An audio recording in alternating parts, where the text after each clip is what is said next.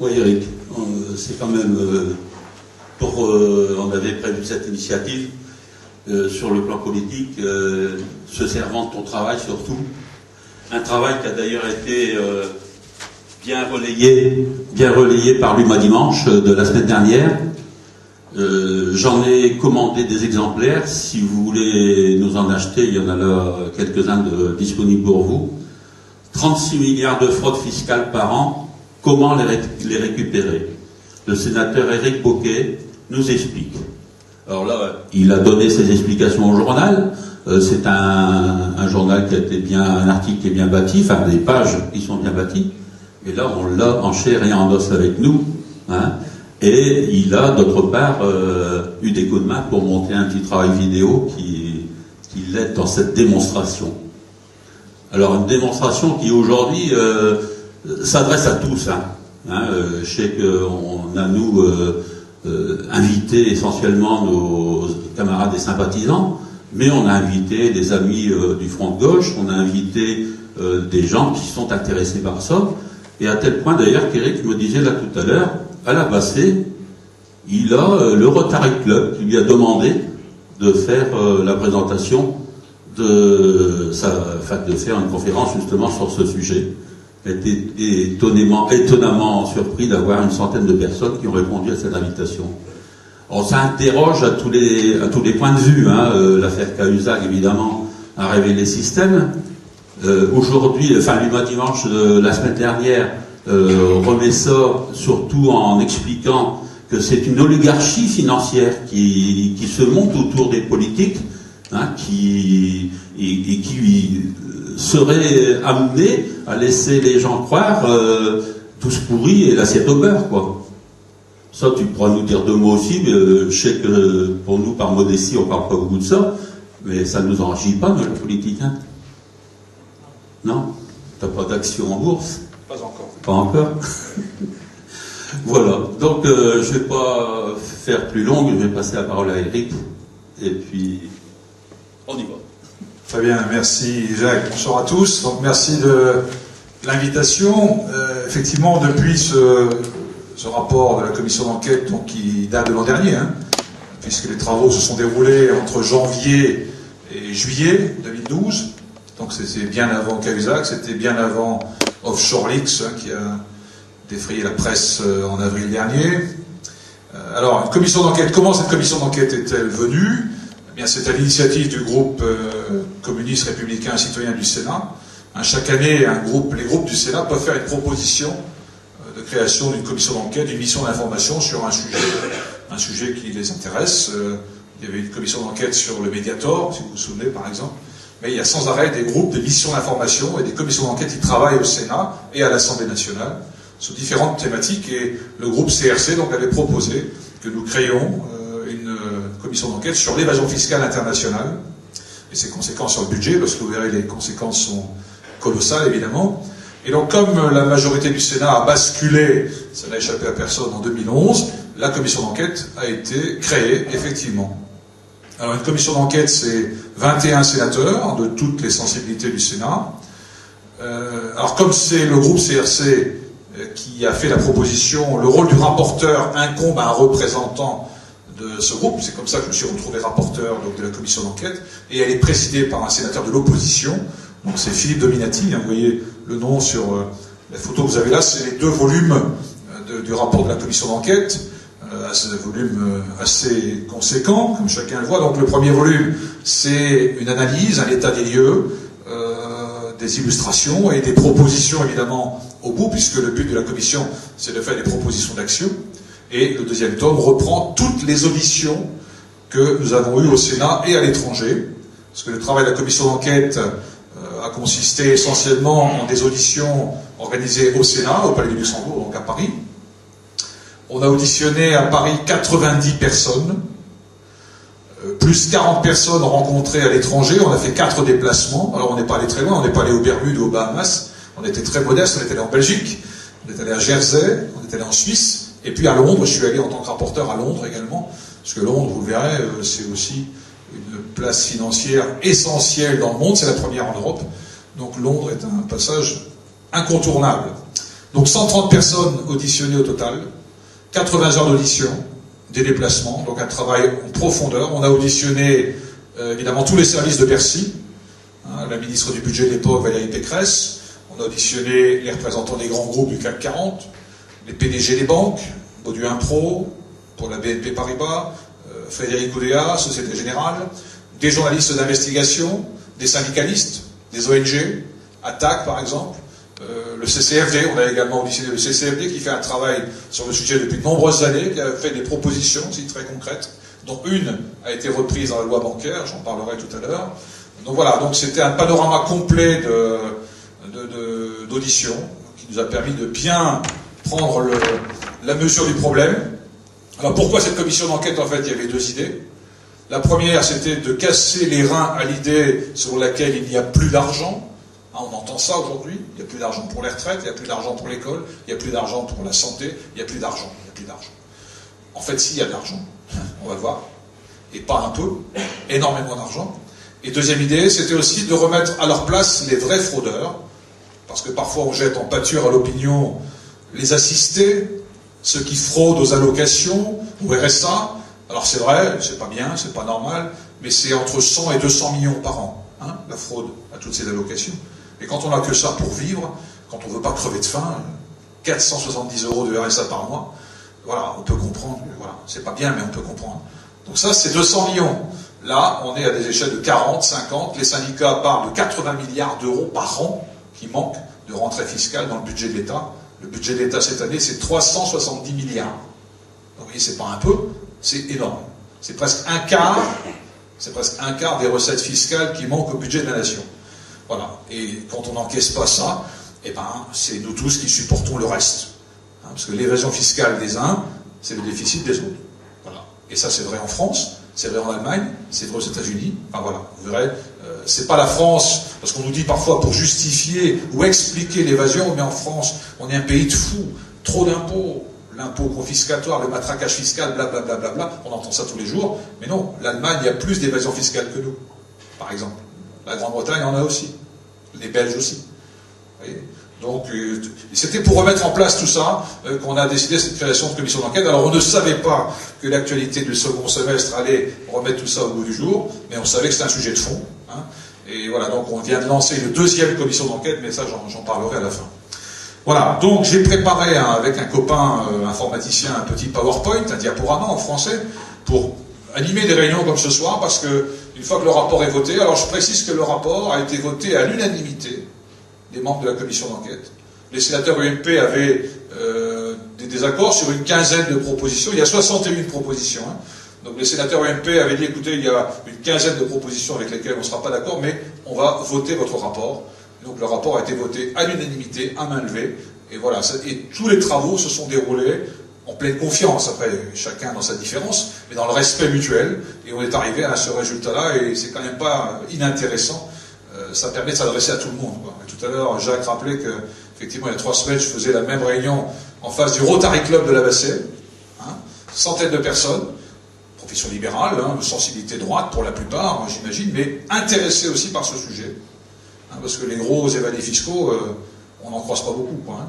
C'est 0,01%. Il y a 36 millions de foyers fiscaux en France, 36 millions, et le haut du panier, à partir de 100 000 € par an de revenus, je ne parle pas du patrimoine, c'est 0,01. Vous voyez, c'est ça, et la richesse, c'est ça. Tout le reste, c'est des gens qui vivent leur travail, ou plus ou moins honnêtement, mais je veux dire, les évadés fiscaux ne sont pas très très nombreux. Bien, donc voilà, on a préparé un diaporama sur la base des travaux de la commission. J'ai inclus dedans des documents que je ne pouvais pas mettre dans le rapport, hein, pour rendre un peu les choses illustrées, vivantes, j'espère intéressantes.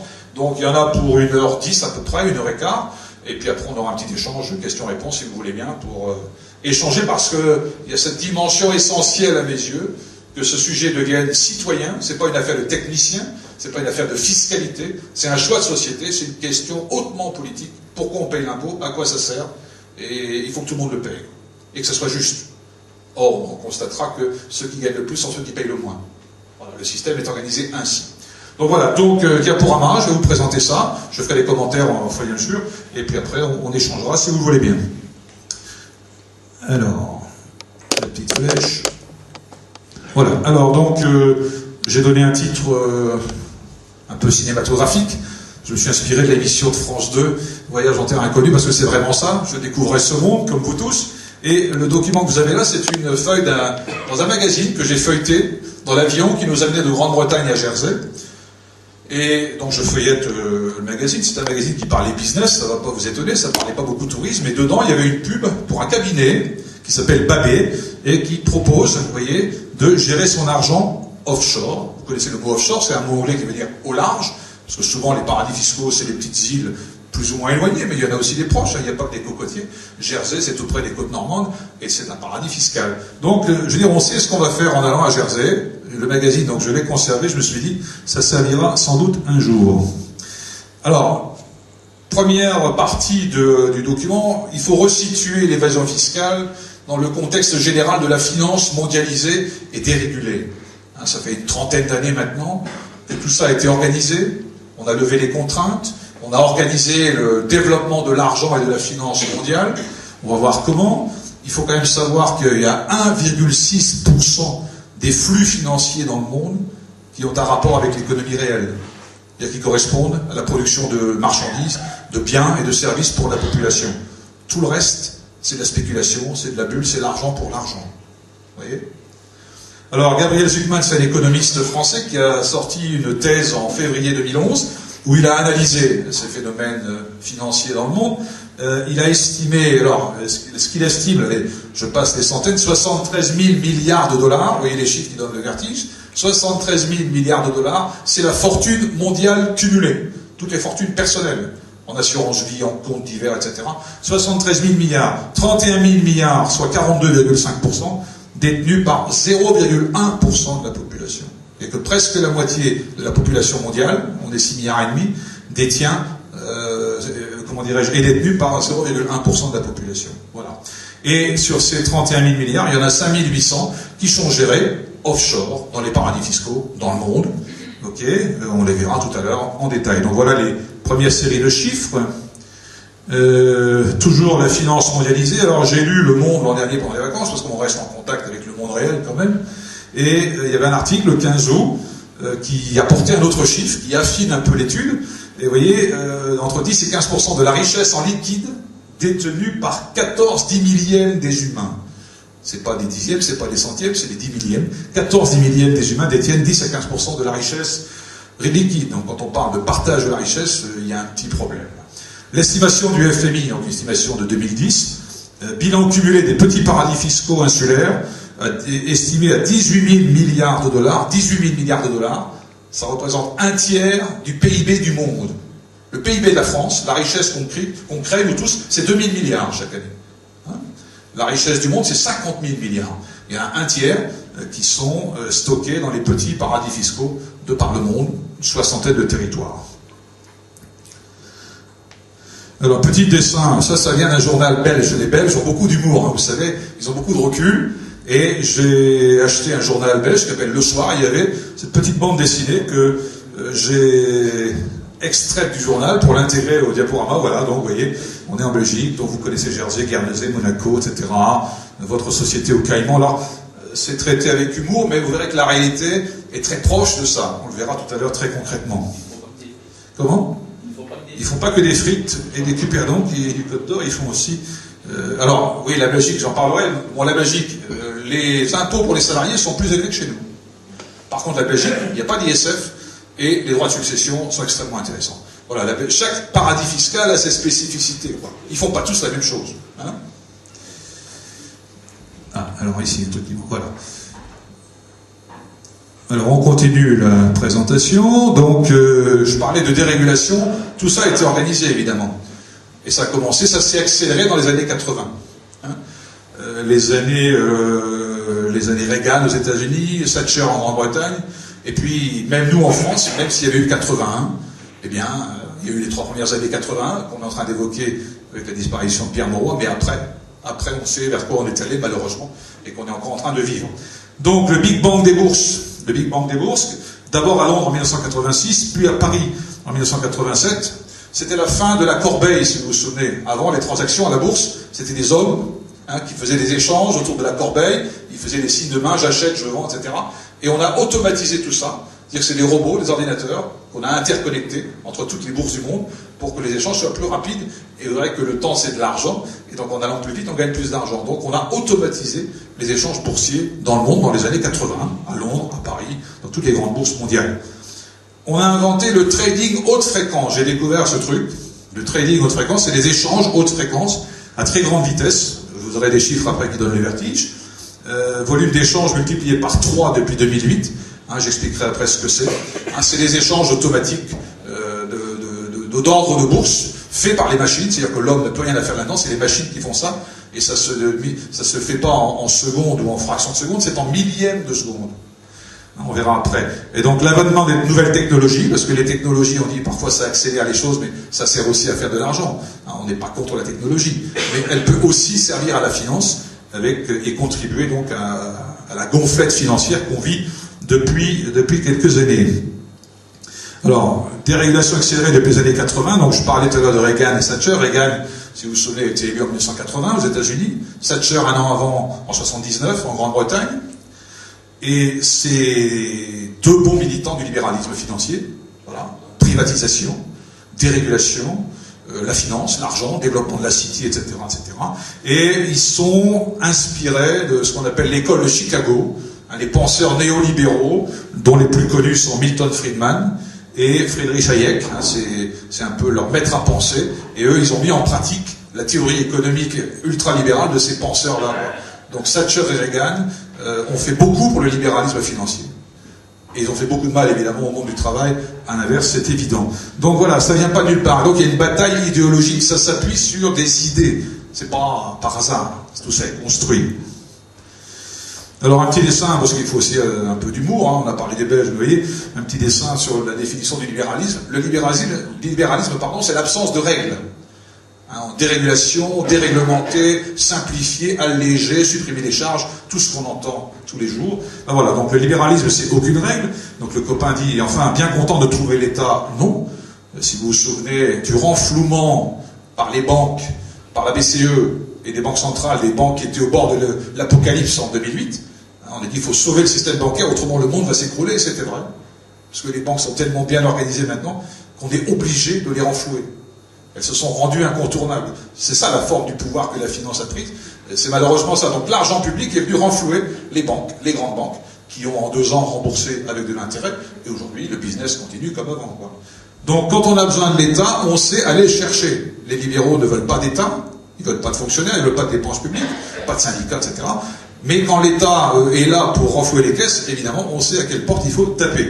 Donc je réexplique, le libéralisme, c'est aucune règle.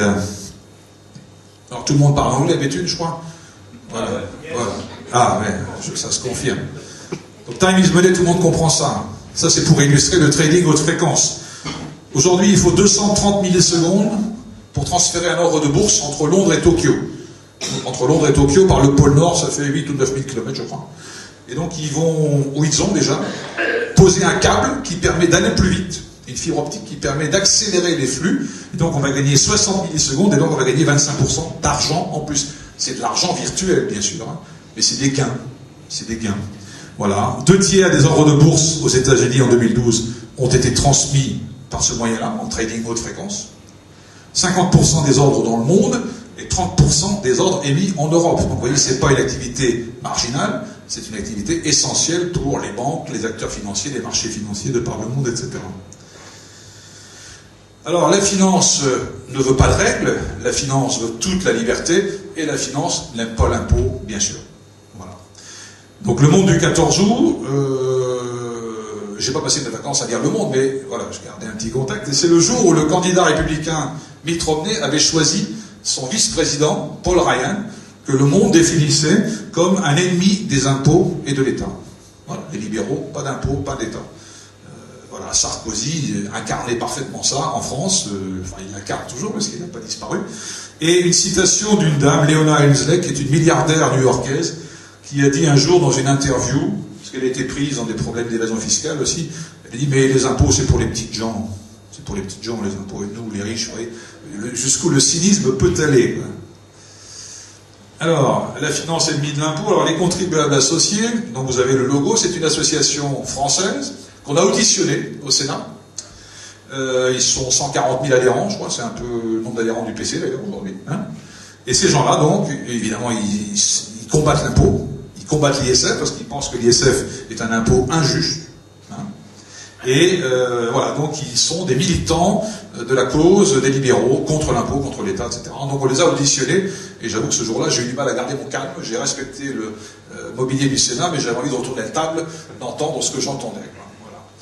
Alors, une citation de ministre américain dans les années 30, hein, dans les années 30, les années de crise, Roosevelt, qui avait augmenté les impôts fortement, hein, c'était pas un bolchevique, c'était pas un révolutionnaire, hein, mais ils étaient en crise, les Américains, comme on l'est aujourd'hui, et il a sollicité l'impôt pour relancer l'économie, les grands chantiers, les barrages, etc. Enfin, voilà, ça a contribué à la relance du capitalisme américain. Hein. Il n'a pas changé le système, mais il l'a relancé en pratiquant un impôt élevé. Et son ministre de l'économie, des finances, Henry Morgenthau, a eu cette citation. Qu'est-ce que c'est que l'impôt? Ben, les impôts sont le prix à payer pour une société civilisée. Trop de citoyens veulent la civilisation au rabais, parce que déjà à l'époque, il y avait de l'évasion fiscale, évidemment. Ce n'est pas un phénomène nouveau, il s'est accéléré, mais il existait déjà, en France aussi d'ailleurs. Donc la finance ennemie de l'impôt, encore une fois, donc l'impôt il est inégalement réparti, c'est le moins qu'on puisse dire. Alors le CPO c'est le Conseil des prélèvements obligatoires, c'est Bercy, hein, c'est le ministère des Finances qui a fait une étude en 2009, qui a montré que les entreprises du CAC 40, elles payaient en moyenne un impôt société à 8%, quand tous les autres, artisans, commerçants, eux, payent un impôt à 33,3%. Parce que les entreprises du CAC 40, elles ont tous les moyens d'échapper à l'impôt, elles sont implantées, on le verra tout à l'heure, dans les paradis fiscaux, donc on peut transférer la richesse dans les paradis fiscaux et laisser les pertes dans les pays comme le nôtre, où l'impôt est plus normal. Donc ça leur permet de jouer un peu par leur présence dans les paradis fiscaux, et puis ils ont des avocats fiscalistes très brillants, qui ne font que ça, et qui cherchent toujours à optimiser l'impôt. Eux, c'est pas l'évasion, ils appellent ça de l'optimisation, optimisation fiscale. Et il y a des gens qui passent leur vie à ça, des avocats extrêmement compétents, extrêmement bien payés, mais c'est rentable puisqu'on arrive à des impôts sociétés à 8% en moyenne. J'ai vu le groupe Google, hein, le moteur de recherche, il paye 2,4. Le chiffre d'affaires, il est en milliards, en centaines de milliards, il paye 2,4% d'impôts. Parce qu'ils s'arrangent pour ne payer nulle part, en fait. Ils sont partout, mais ils payent nulle part. Voilà, c'est vrai pour Apple, c'est vrai pour Amazon, enfin tous les grands groupes de l'Internet, vous voyez là. Ça aussi, c'est un truc. Alors, Warren Buffett, un nom que vous connaissez, l'une des plus grosses fortunes du monde, il s'est étonné un jour de payer plus d'impôts de payer moins d'impôts que sa secrétaire. Hein. C'était en 2006. Il avait déclaré 46 millions de dollars de revenus et il était taxé à 17%. Et sa secrétaire, qui avait gagné que 60 000 dollars, elle payait un impôt à 30%. Un jour, il s'en est étonné. Il dit, écoutez, c'est pas normal, je paye moins d'impôts que ma secrétaire, proportionnellement. Il avait pointé le problème. Il n'a pas été réglé depuis, mais il avait fait le constat. Non, ça n'a rien changé. Je ne vais pas dans le bon sens. Si je vais en marche arrière, ça ne va pas aller. Voilà. On continue. Alors, les paradis fiscaux. Voilà. Donc, après l'introduction, la finance mondiale, la dérégulation, pourquoi il y a une bataille des libéraux contre l'impôt, les paradis fiscaux. Alors, les paradis fiscaux, tout le monde n'est pas d'accord sur ce que c'est qu'un paradis fiscal. On est allé à Jersey, et à Jersey, ils étaient très agacés quand on leur disait qu'ils étaient un paradis fiscal. Et tout le séjour, ils nous ont répété, mais nous ne sommes pas un paradis fiscal. Les Suisses, quand on leur dit ça, c'est pareil, ça les énerve. Enfin, les banquiers suisses. Hein. Les banquiers sont très énervés quand on leur dit ça. Donc voilà. Donc un paradis fiscal, il y a quand même des critères objectifs sur lesquels tout le monde est quasiment d'accord. Résidence juridique fictive. Alors ça veut dire qu'on peut avoir une boîte aux lettres au Luxembourg ou à Jersey. C'est-à-dire aucune présence, aucune activité, aucun personnel, juste une adresse, une boîte postale dans le pays en question pour bénéficier de la fiscalité du pays en question. Et tout ça est légal. Voilà. Le siège installé à Jersey, il y a des exemples fameux, on en parlera tout à l'heure. Fiscalité faible, évidemment, ou nulle. La fiscalité à Jersey, c'est 0. Donc c'est efficace, évidemment. Secret bancaire, évidemment, ça va sans dire, il faut y avoir la sorte de confiance entre le client et l'entreprise ou le particulier, donc secret bancaire. Procédure d'enregistrement rudimentaire, on verra tout à l'heure, il y a une petite vidéo qui vous montrera comment on peut, en 2 clics et 60 secondes, créer une société, ouvrir un compte et l'implanter dans un paradis fiscal. Voilà, c'est très simple, je vous montrerai, il y a un site à Genève, accessible du monde entier par définition, qui permet ça. Liberté totale de mouvement des capitaux, bien sûr. Dans les traités européens, c'est écrit, hein. Liberté de circulation des capitaux, c'est pas par hasard. Hein. Donc aujourd'hui, on a beau jeu de dire, ouais, mais le Luxembourg ne joue pas le jeu. Le Luxembourg nous dit, mais attendez, moi je suis dans un espace économique comme vous, on est dans un espace de concurrence, ça aussi c'est écrit dans les traités. Moi, je fais ce que je veux. Je suis désolé, je fais ce que je veux. Bon. Support d'un grand centre financier international, bien sûr. Donc dans le monde, il y a des grands centres financiers. Hein. Je parlais de Londres, la City à Londres. Voilà, toute l'Europe tourne autour de la City. New York, évidemment, les îles Caïmans, c'est pour la zone Amérique. En Asie, Singapour, Hong Kong, ils sont partout, quoi. Les grands centres financiers, les grosses lessiveuses de l'argent qui, à travers les paradis fiscaux, captent la richesse mondiale pour en faire plus, quoi. Voilà. Stabilité économique et politique, ça c'est indispensable. La France est un enfer fiscal, parce que ces fous de Français, de temps en temps, ils changent de majorité, pas forcément de politique, mais bon, la fiscalité bouge sans arrêt. Donc on n'a pas de visibilité. Je me fais l'avocat du diable en disant ça. On ne sait pas où on va. C'est insupportable. On paye beaucoup d'impôts et puis ça change sans arrêt, la loi fiscale. C'est ce qu'ils disent, les libéraux. Donc, pour empêcher ça dans les paradis fiscaux, vous verrez, ils ont organisé de façon très efficace d'empêcher toute alternance. J'illustrerai tout à l'heure avec Jersey. À Jersey, ils ont réglé le problème. Il n'y a pas de problème. Ils savent où ils vont. Ils savent qu'ils vont payer 0% pendant quelques années encore, quoi. Je vous montrerai comment. Et puis évidemment, pas de coopération avec les administrations fiscales. On en parle beaucoup en ce moment avec l'affaire Cahuzac. Hein. En fait, les relations entre États aujourd'hui sont réglées par ce qu'on appelle des conventions fiscales. Hein, la France a signé des conventions avec tous les pays du monde qui permettent une collaboration entre les administrations fiscales. C'est-à-dire, si vous voulez des renseignements sur un ressortissant français qui a un compte aux Bermudes, en Suisse, vous aurez les renseignements. Mais bon, c'est un peu du pipeau. Tout le monde l'a dit, même Valérie Pécresse l'a reconnu. Hein. Elle avait envoyé 125 demandes de renseignements, de coopération administrative. Elle a eu 25 retours. Et les 25 retours, c'était des réponses dont Bercy disposait déjà. Donc tout le monde en convient. Les conventions fiscales bilatérales, ça ne règle rien. C'est pas ça qui apporte la transparence. Il y a une autre solution, on en parlera tout à l'heure. Mais on fait semblant. Hein, et quand on a signé une convention fiscale, quand un pays a signé 12 conventions fiscales, ça permet de disparaître des listes des paradis fiscaux. Quand vous regardez la liste des paradis fiscaux françaises officielles, il y a 8 territoires dessus. Il n'y a pas la Suisse, il n'y a pas le Luxembourg, il n'y a pas Andorre, il n'y a pas Jersey. Enfin voilà, quoi. Donc c'est une liste pipeau. Voilà. Mais il suffit de signer 12 conventions fiscales avec un État pour disparaître de la liste des paradis fiscaux. Et on peut même signer les paradis fiscaux entre eux. Hein. La Suisse peut signer avec Jersey, les Bermudes peuvent signer avec les Caïmans, et puis voilà, quoi. Je te tiens, tu me tiens, et rien ne se passe. Alors voilà une carte du monde qui n'est pas très très nette, mais bon, vous avez un aperçu quand même.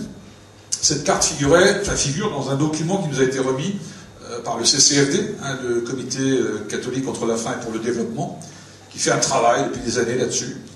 Et donc ça, c'est à la périphérie, vous avez tous les grands groupes internationaux, donc de France, de Grande-Bretagne, d'Allemagne, et leur présence de filiales dans tous les paradis fiscaux du monde. Donc le chiffre que vous avez dans les pommes de terre, là, c'est le nombre de filiales des grands groupes multinationaux implantés dans ces territoires. Donc vous voyez, ils sont partout. Hein, les Pays-Bas, alors les Pays-Bas, c'est surprenant, c'est à côté de chez nous, on n'a pas l'impression que, mais il y a beaucoup de holdings. Par exemple, la holding Renault-Nissan, vous connaissez Renault-Nissan, eh ben, son siège est aux Pays-Bas, pour des raisons fiscales, bien sûr. EDF aussi, il y a des filiales aux Pays-Bas. Areva, des grands groupes, y compris des groupes publics, dans lesquels l'État est majoritaire, ont des filiales aux Pays-Bas. Bon, ça pose question. Donc l'Irlande, bien sûr, la Belgique, le Luxembourg, l'Autriche, les îles Caïmans, oui, un tout petit territoire, les Caïmans, mais il y a beaucoup de monde. On verra tout à l'heure, on illustrera. Et puis voilà, ils ont l'île Maurice, et puis évidemment, du côté des Antilles, là, il y a tous ces petits morceaux d'ancien empire britannique reconvertis aujourd'hui en paradis fiscaux. Il n'y a pas de hasard, quoi. Donc voilà, l'état du monde des paradis fiscaux. Donc voilà. Donc quand vous êtes implanté là, évidemment, non seulement il y a le soleil souvent, mais en plus on ne paye pas d'impôts. Alors les banques françaises, évidemment, les banques, mais en général, sont présentes, très présentes, et les banques françaises particulièrement. Je ne jette pas la vue, ça va là? Alors, vous voyez, les banques françaises, vous avez ce petit tableau là, en haut, qui compare la situation des banques italiennes, espagnoles, allemandes, donc celle de la zone euro et la France. Et on vous dit, c'est la part des crédits à l'économie dans l'ensemble des activités des banques européennes en 2012. On n'est pas bon en France. Hein. Ça veut dire que les banques françaises consacrent un quart de leur activité à financer l'économie réelle, et 3 quarts pour faire autre chose, quoi. Hein, offshore, optimisation, business. On est pire que les Allemands, pire que les Espagnols, et pire que les Italiens. Vous voyez, du point de vue des banques. Et les banques françaises, elles pèsent. Hein. On a 4 banques en France. Les 4 premières, c'est BNP Paribas, qui est la première banque européenne, hein, donc a fortiori la première banque française, Société Générale, Crédit Agricole, et la BPCE, hein, la fusion Banque Populaire Caisse d'Épargne, c'est le 4e grand groupe financier français, bancaire français. On appelle ça des banques systémiques. Ce sont des banques systémiques parce que si elles faisaient faillite, eh bien, elles mettraient en péril tout l'équilibre financier du monde. C'est ça une banque systémique. La BNP Paribas, elle pèse aussi lourd que le PIB de la France. Hein, 2000 milliards d'euros, on produit chaque année, la France, la BNP Paribas pèse 2000 milliards d'euros. Alors quand on a en face de soi la BNP Paribas, quand on sait que ce sont les marchés financiers qui financent les États aujourd'hui, avant c'était la Banque de France, hein, jusqu'en 1973 c'est la Banque de France qui finançait l'État français. Et on a interdit ça, c'était Giscard à l'époque, ministre des Finances de Pompidou, Banque Rothschild, enfin, il était de ce monde-là. Et on a dit, on arrête ça, parce qu'on disait, ça crée de l'inflation. Mais avec le recul, un peu d'inflation, on vivait un peu mieux, quoi, quelque part. Aujourd'hui, il n'y a plus d'inflation, c'est vrai. Mais alors, à côté de ça, la récession, etc., etc. Et donc maintenant, c'est les marchés financiers qui financent les États. Alors, quand on est financé par les marchés financiers, qui est-ce qui décide? Qui est-ce qui vous dit quel choix politique il faut faire? C'est un vrai sujet, ça. Hein, la finance a pris le pouvoir, ça a été organisé. Donc les banques françaises, on n'est pas bon. Enfin, elles ont toutes des rôles sur ces sujets, mais les banques françaises particulièrement sont cupides.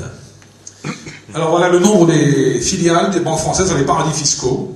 Vous voyez, donc très peu d'économie réelle et beaucoup de spéculation. Donc je ne sais pas si c'est visible, nombre de filiales dans les paradis fiscaux, y compris les filiales de filiales.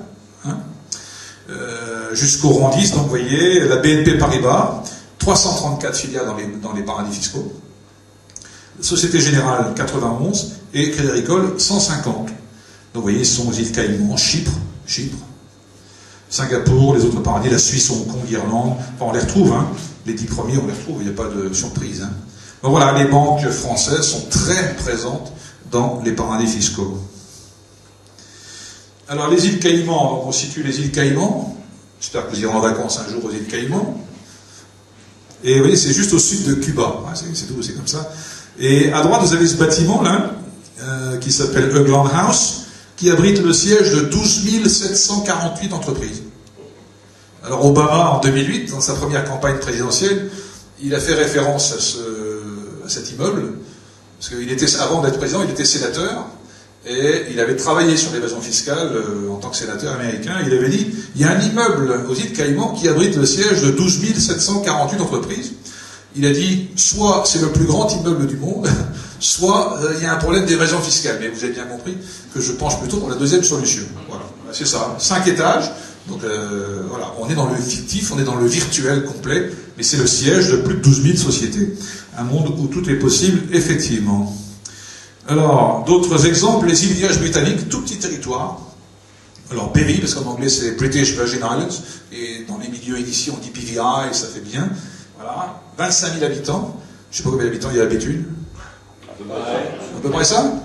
830 000 sociétés enregistrées. Jacques, il faut que tu deviennes maire de Béthune avec ça. Voilà. 830 000 entreprises, et ce chiffre il date un peu, il a été mis au goût du jour là, dans l'enquête Offshore Leaks du mois d'avril. 1 million d'entreprises. Ça veut dire, vous faites le calcul, ça fait 40 entreprises par habitant, quoi. C'est pas mal, hein? Voilà. Il y a des États américains, parce que les Américains combattent l'évasion fiscale pour eux.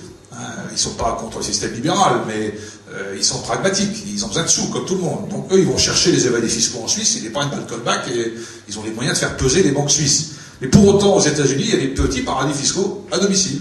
Il y a 3 États américains, le Wyoming, le Nevada et le Delaware, qui sont des petits paradis fiscaux. Le Delaware à lui seul, hein, sur la côte Est, il héberge le siège de 50% des entreprises cotées à la bourse de New York. Voilà. Delaware, c'est intéressant de s'y installer parce que fiscalité évidemment très faible. Le Nevada, c'est Las Vegas. Hein, les casinos, vous voyez. On peut aussi recycler de l'argent qui n'est pas très propre, quoi. Voilà, c'est pas par hasard. Donc voilà, il y a 3 États américains qui sont des paradis fiscaux à domicile, ça aide évidemment. Voilà. Alors évidemment, secret bancaire, opacité, un monde obscur, les comptes non déclarés, notre ami Cahuzac l'illustre, mais il y en a d'autres, hein. C'est pas la faute d'un homme, c'est un système. La Suisse, premier gestionnaire de fortune personnelle au monde, il gère plus de 5200 milliards de francs suisses dans les coffres des banques suisses. 5200 milliards de francs suisses, je ne sais pas ce que ça fait en euros, voilà, hein, le budget de la France c'est 400 milliards d'euros. Vous voyez ? À Jersey, leur spécialité c'est les trusts. Alors les trusts, ça c'est un concept juridique anglo-saxon, ça vient du mot anglais trust qui veut dire faire confiance. Hein. Ça remonte à l'époque des croisades, quand les croisés partaient à Jérusalem, ils confiaient leurs biens pendant leur absence à un ami, hein, et qui faisait fructifier au bénéfice de leurs enfants, de la famille, au bénéfice de proches, quoi, hein. C'était un trust, il n'y avait pas d'acte, voilà, c'était de la main à la main, je te fais confiance, je te confie, tout ça. Et donc, c'est la spécialité de Jersey, les trusts. Hein. 200 sociétés gèrent les trusts à Jersey, donc elles peuvent en gérer entre 200 et 10 000. Donc si on prend une moyenne théorique de 5 000, ça peut être 1 million de trusts, et 350 000 comptes offshore, et entre 3 000 et 8 000 milliards de dollars d'actifs. Et dans un trust, on met de l'argent, on met des tableaux, on met des châteaux, des terres, enfin des valeurs, quelles qu'elles soient.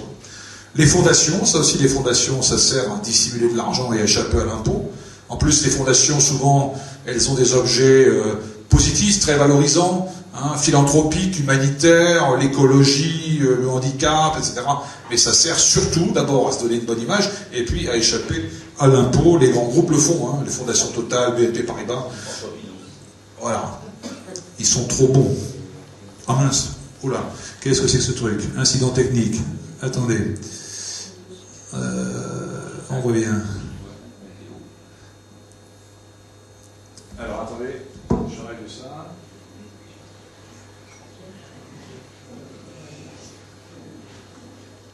Voilà. Alors les prix de transfert. Alors les prix de transfert, j'explique ce que c'est en 2 mots. On a vu tout à l'heure la présence des grands groupes dans tous les paradis fiscaux du monde.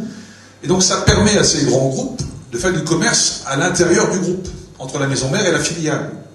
Et comme les filiales sont implantées dans les paradis fiscaux, ça permet bien sûr d'échapper à l'impôt.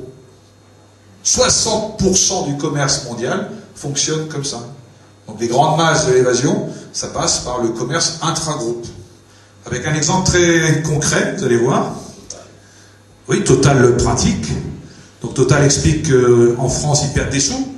Avec l'activité de raffinage et la distribution, on ne gagne pas beaucoup. Donc on va fermer Dunkerque. Mais ils gagnent beaucoup au Gabon, en exploitant les ressources pétrolières du Gabon, par exemple. Et ils font tous comme ça. Donc la richesse, on la fait apparaître dans les paradis fiscaux, et les pertes éventuelles dans les pays comme le nôtre. Alors, un exemple. L'exemple de la banane. C'est un exemple qui a été repris par un journaliste d'un journal anglais, il y a quelques années, un ancien de Jersey, hein, qui mène maintenant la bataille contre l'évasion fiscale. Il l'a pratiqué, et un jour il en a eu marre, il s'est reconverti, il s'est repenti, et donc il a expliqué comment ça marchait à partir de l'exemple de la banane. Imaginez une banane produite au Costa Rica, en Amérique centrale, exportée vers la Grande-Bretagne.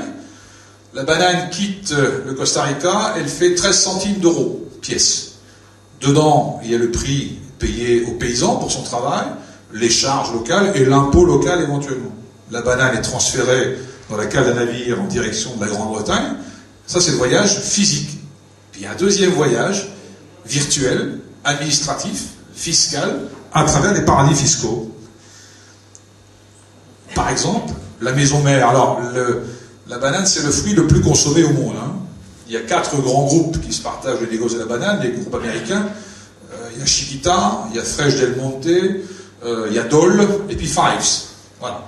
Et donc, ils ont des filiales. Donc, la maison mère facture à sa filiale les services. Donc, les services financiers sont implantés au Luxembourg, évidemment. 4 centimes d'euros, mettons. Hein, de mémoire, à peu près ça. On repart dans l'autre sens, on repart aux îles Caïmans, et là, on facture à la filiale l'accès au réseau commercial. À nouveau, 4 centimes d'euros. On repart dans l'autre sens, direction l'Irlande. L'Irlande, c'est l'usage de la marque. Hein, Google, par exemple, Le moteur de recherche Google est en Irlande. L'impôt société en Irlande, c'est 12,5. Hein. Souvenez-vous, nous, c'est 33. 12,5. Donc, l'usage de la marque, ça se paye. Donc, la filiale doit payer à la maison mère, de manière fictive, aussi quelques centimes d'euros. Voilà. Ensuite, on passe à l'île de Man, juste à côté, entre l'Irlande et la Grande-Bretagne. Il y a une petite île qui s'appelle l'île de Man. Et eux, leur spécialité, c'est l'assurance. Et donc, on facture quelques centimes d'euros pour les frais d'assurance à la filiale du groupe en question. Voilà. On repart ensuite aux Bermudes. Et là, l'accès au réseau de distribution, facturation, quelques centimes d'euros. Voilà. On repart dans l'autre sens à Jersey. Hein, ce qui fait que Jersey est le premier exploitateur de bananes sur le continent européen. Donc je suis allé à Jersey et j'ai cherché des bananiers, je n'ai pas trouvé. Mais c'est un fait, Jersey exporte des bananes sur le continent européen. Voilà. Parce que le siège de l'entreprise Fives est à Jersey. Il y a un bureau, un ordinateur, il n'y a jamais personne dedans. J'ai rencontré un journaliste qui est allé, qui a trouvé le bureau, qui a trouvé l'adresse. Il y a quelqu'un qui passe de temps en temps pour relever le courrier, c'est tout. Mais ça justifie le fait que Fives bénéficie de la fiscalité à Jersey, zéro. Donc c'est intéressant. Donc Jersey, donc vous voyez, frais de gestion, qu'on appelle en bon anglais management. Voilà, donc ensuite la banane arrive au Royaume-Uni, on est rendu à 60 centimes. Hein. On a démarré à 13,5, 60 centimes. Le grossiste met sa marge 1 centime, et la banane va être vendue Monsieur Smith, 1 euro, enfin plutôt une livre, puisqu'ils ne sont pas à l'euro. Donc voilà, donc il y a 60% du prix de la banane qui a échappé à l'impôt par ce jeu-là. On appelle ça les prix de transfert. Donc les prix de transfert sont manipulés, ne correspondent pas au prix réel du marché, et puis c'est la maison mère qui facture à sa filiale, donc je te paye, tu me payes, enfin c'est les mêmes, quoi. Donc tout ça, ça permet évidemment d'échapper à l'impôt dans des proportions gigantesques. Donc il y a Depardieu, il y a Cahuzac, oui, mais la grosse masse, elle est là, et ça se voit pas, et ça c'est tous les jours, vous voyez. Voilà, on appelle ça les prix de transfert. Alors, les acteurs de l'évasion, parce que j'ai parlé de Depardieu, hein. Les hauts revenus, évidemment, les gros patrimoines. Alors, au sens du fisc français, en 2011, les hauts revenus, revenus du travail, hein, je ne parle pas du patrimoine, c'est à partir de 100 000 euros annuels. Il y en a qui sont au-dessus, ici? Vous posez dire monsieur. Bon, voilà, donc, voilà, ça c'est le tableau du fisc. Hein, vous prenez ça sur le site de Bercy, à partir de 100 000, vous êtes dans les hauts revenus. Voilà. Toutes les grandes banques, évidemment, sont présentes dans les paradis fiscaux. Les grandes multinationales, on vient de le voir. Les avocats fiscalistes. Alors, il y a les 4 grands, Big Four en anglais. Hein, vous avez leur logo, là. Ça, c'est les cabinets. Alors, ils ne sont pas marchands d'évasion. Hein. Ils s'appellent le cabinet d'audit et de conseil en optimisation. Ils vous produisent des schémas d'optimisation. Enfin, il y a des schémas monstrueux auxquels on ne comprend pas toujours les choses, tellement c'est compliqué. Mais c'est tellement intelligent. Voilà, donc ils sont 4 grands groupes, c'est des groupes américains. Il y a un groupe français, la Deloitte, à droite, c'est un groupe français. Ça, c'est les grands cabinets, c'est eux qu'il faut aller voir si vous avez quelques actifs à mettre à l'abri de l'impôt. Alors, les méthodes et moyens, comment ne plus payer d'impôt? On peut différer le paiement de l'impôt. Hein, si vous justifiez de pertes en France, un total, je crois qu'ils ont fait 11 ou 12 milliards de bénéfices, ils ont payé 300 millions d'impôts il y a quelques années. Vous voyez l'écart. Donc ils expliquent qu'ils perdent de l'argent, donc on va différer l'impôt, c'est une façon de faire. Déduction des intérêts des emprunts, parce que toujours avec ces histoires de mère filiale, on peut, comment dirais-je, imputer des prêts fictifs à des filiales, enfin, on peut dissimuler des emprunts, et donc on peut déduire les intérêts des emprunts aussi de son chiffre d'affaires pour diminuer l'impôt.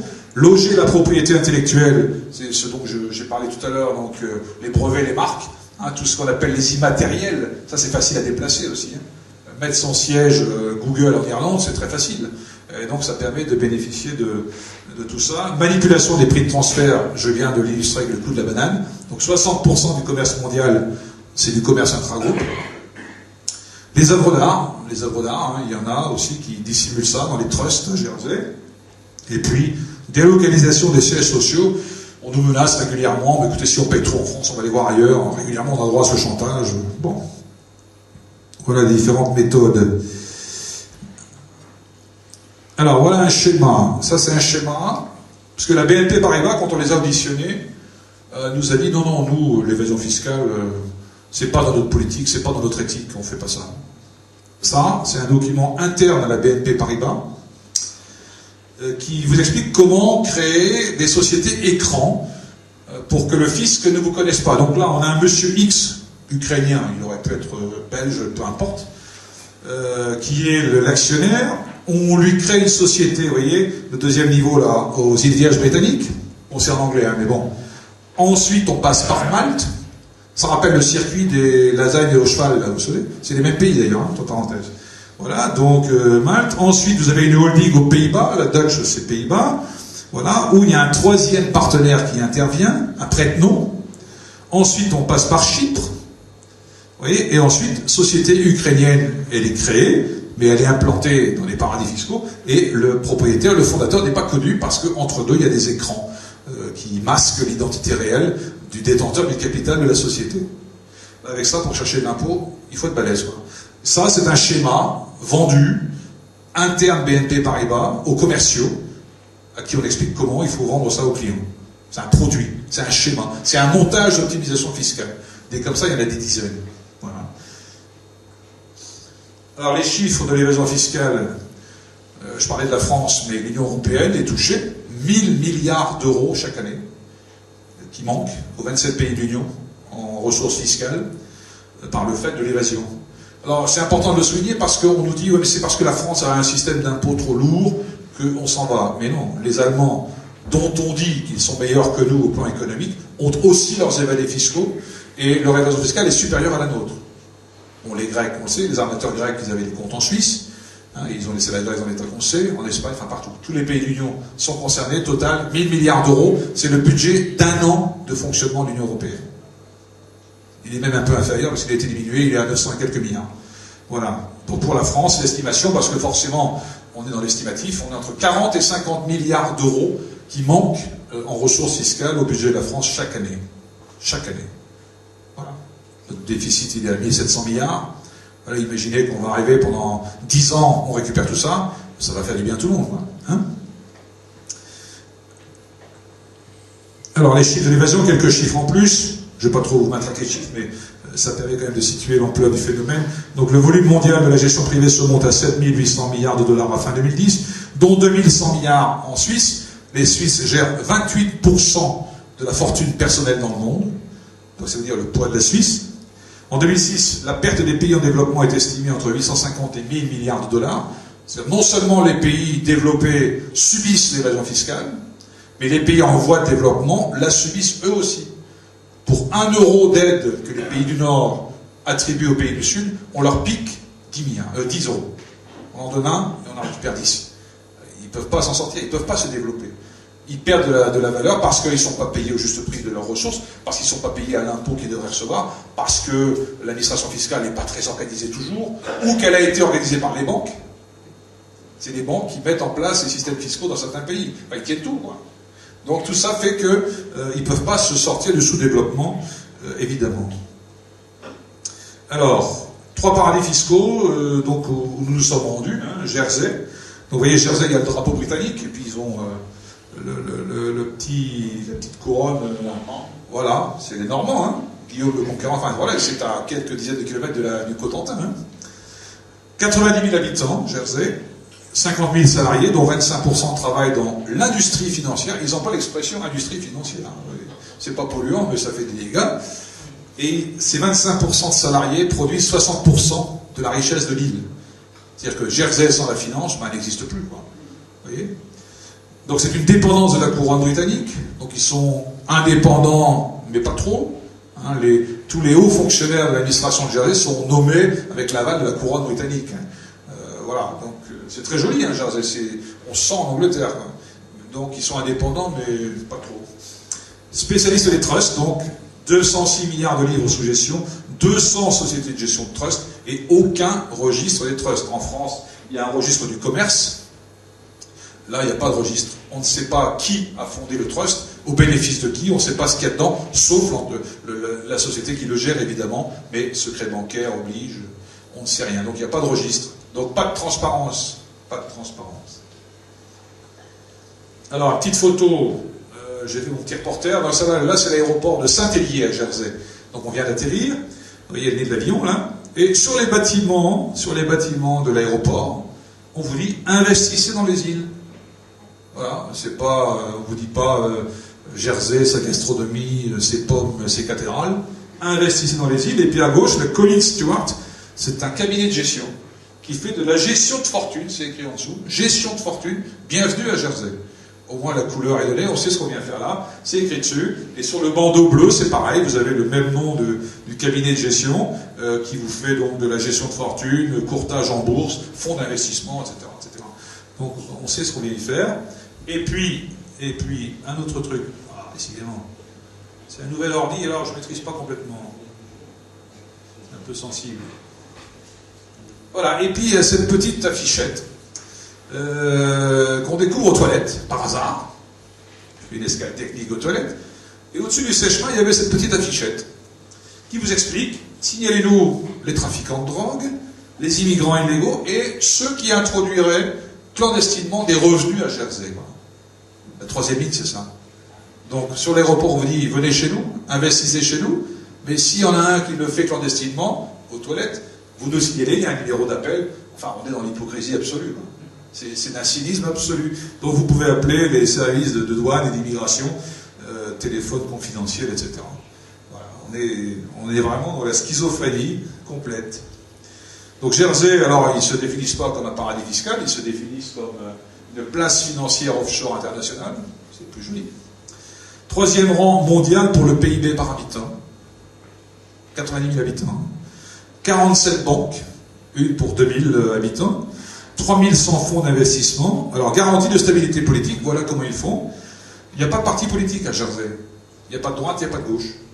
Le Parlement, c'est 51 personnes qui regroupent les députés, les sénateurs, et ce qu'ils appellent les connétables. Ils emploient des vieux mots français, moyenâgeux, ça fait sérieux en plus. C'est l'équivalent des maires, les connétables. Donc, ils ont 51 personnes dans le Parlement, on a visité le Parlement, qui est 2 fois comme cette salle. Mais c'est de la cooptation, quoi. Et puis ils sont tous issus de la finance. Tous. Donc je t'élis, tu m'élis, après c'est ton père, ton fils, enfin bref, c'est vraiment ça. Tu as les mêmes noms qui reviennent sans arrêt. Et donc ça donne de la stabilité. Évidemment, là, on n'est pas emmerdé avec l'alternance. La loi fiscale ne bouge pas. Il n'y a jamais d'élection générale. Beaucoup d'abstention, et pour cause, il n'y a pas d'enjeu. Donc voilà, la stabilité, ça s'organise. Alors la Suisse, voilà, une citation...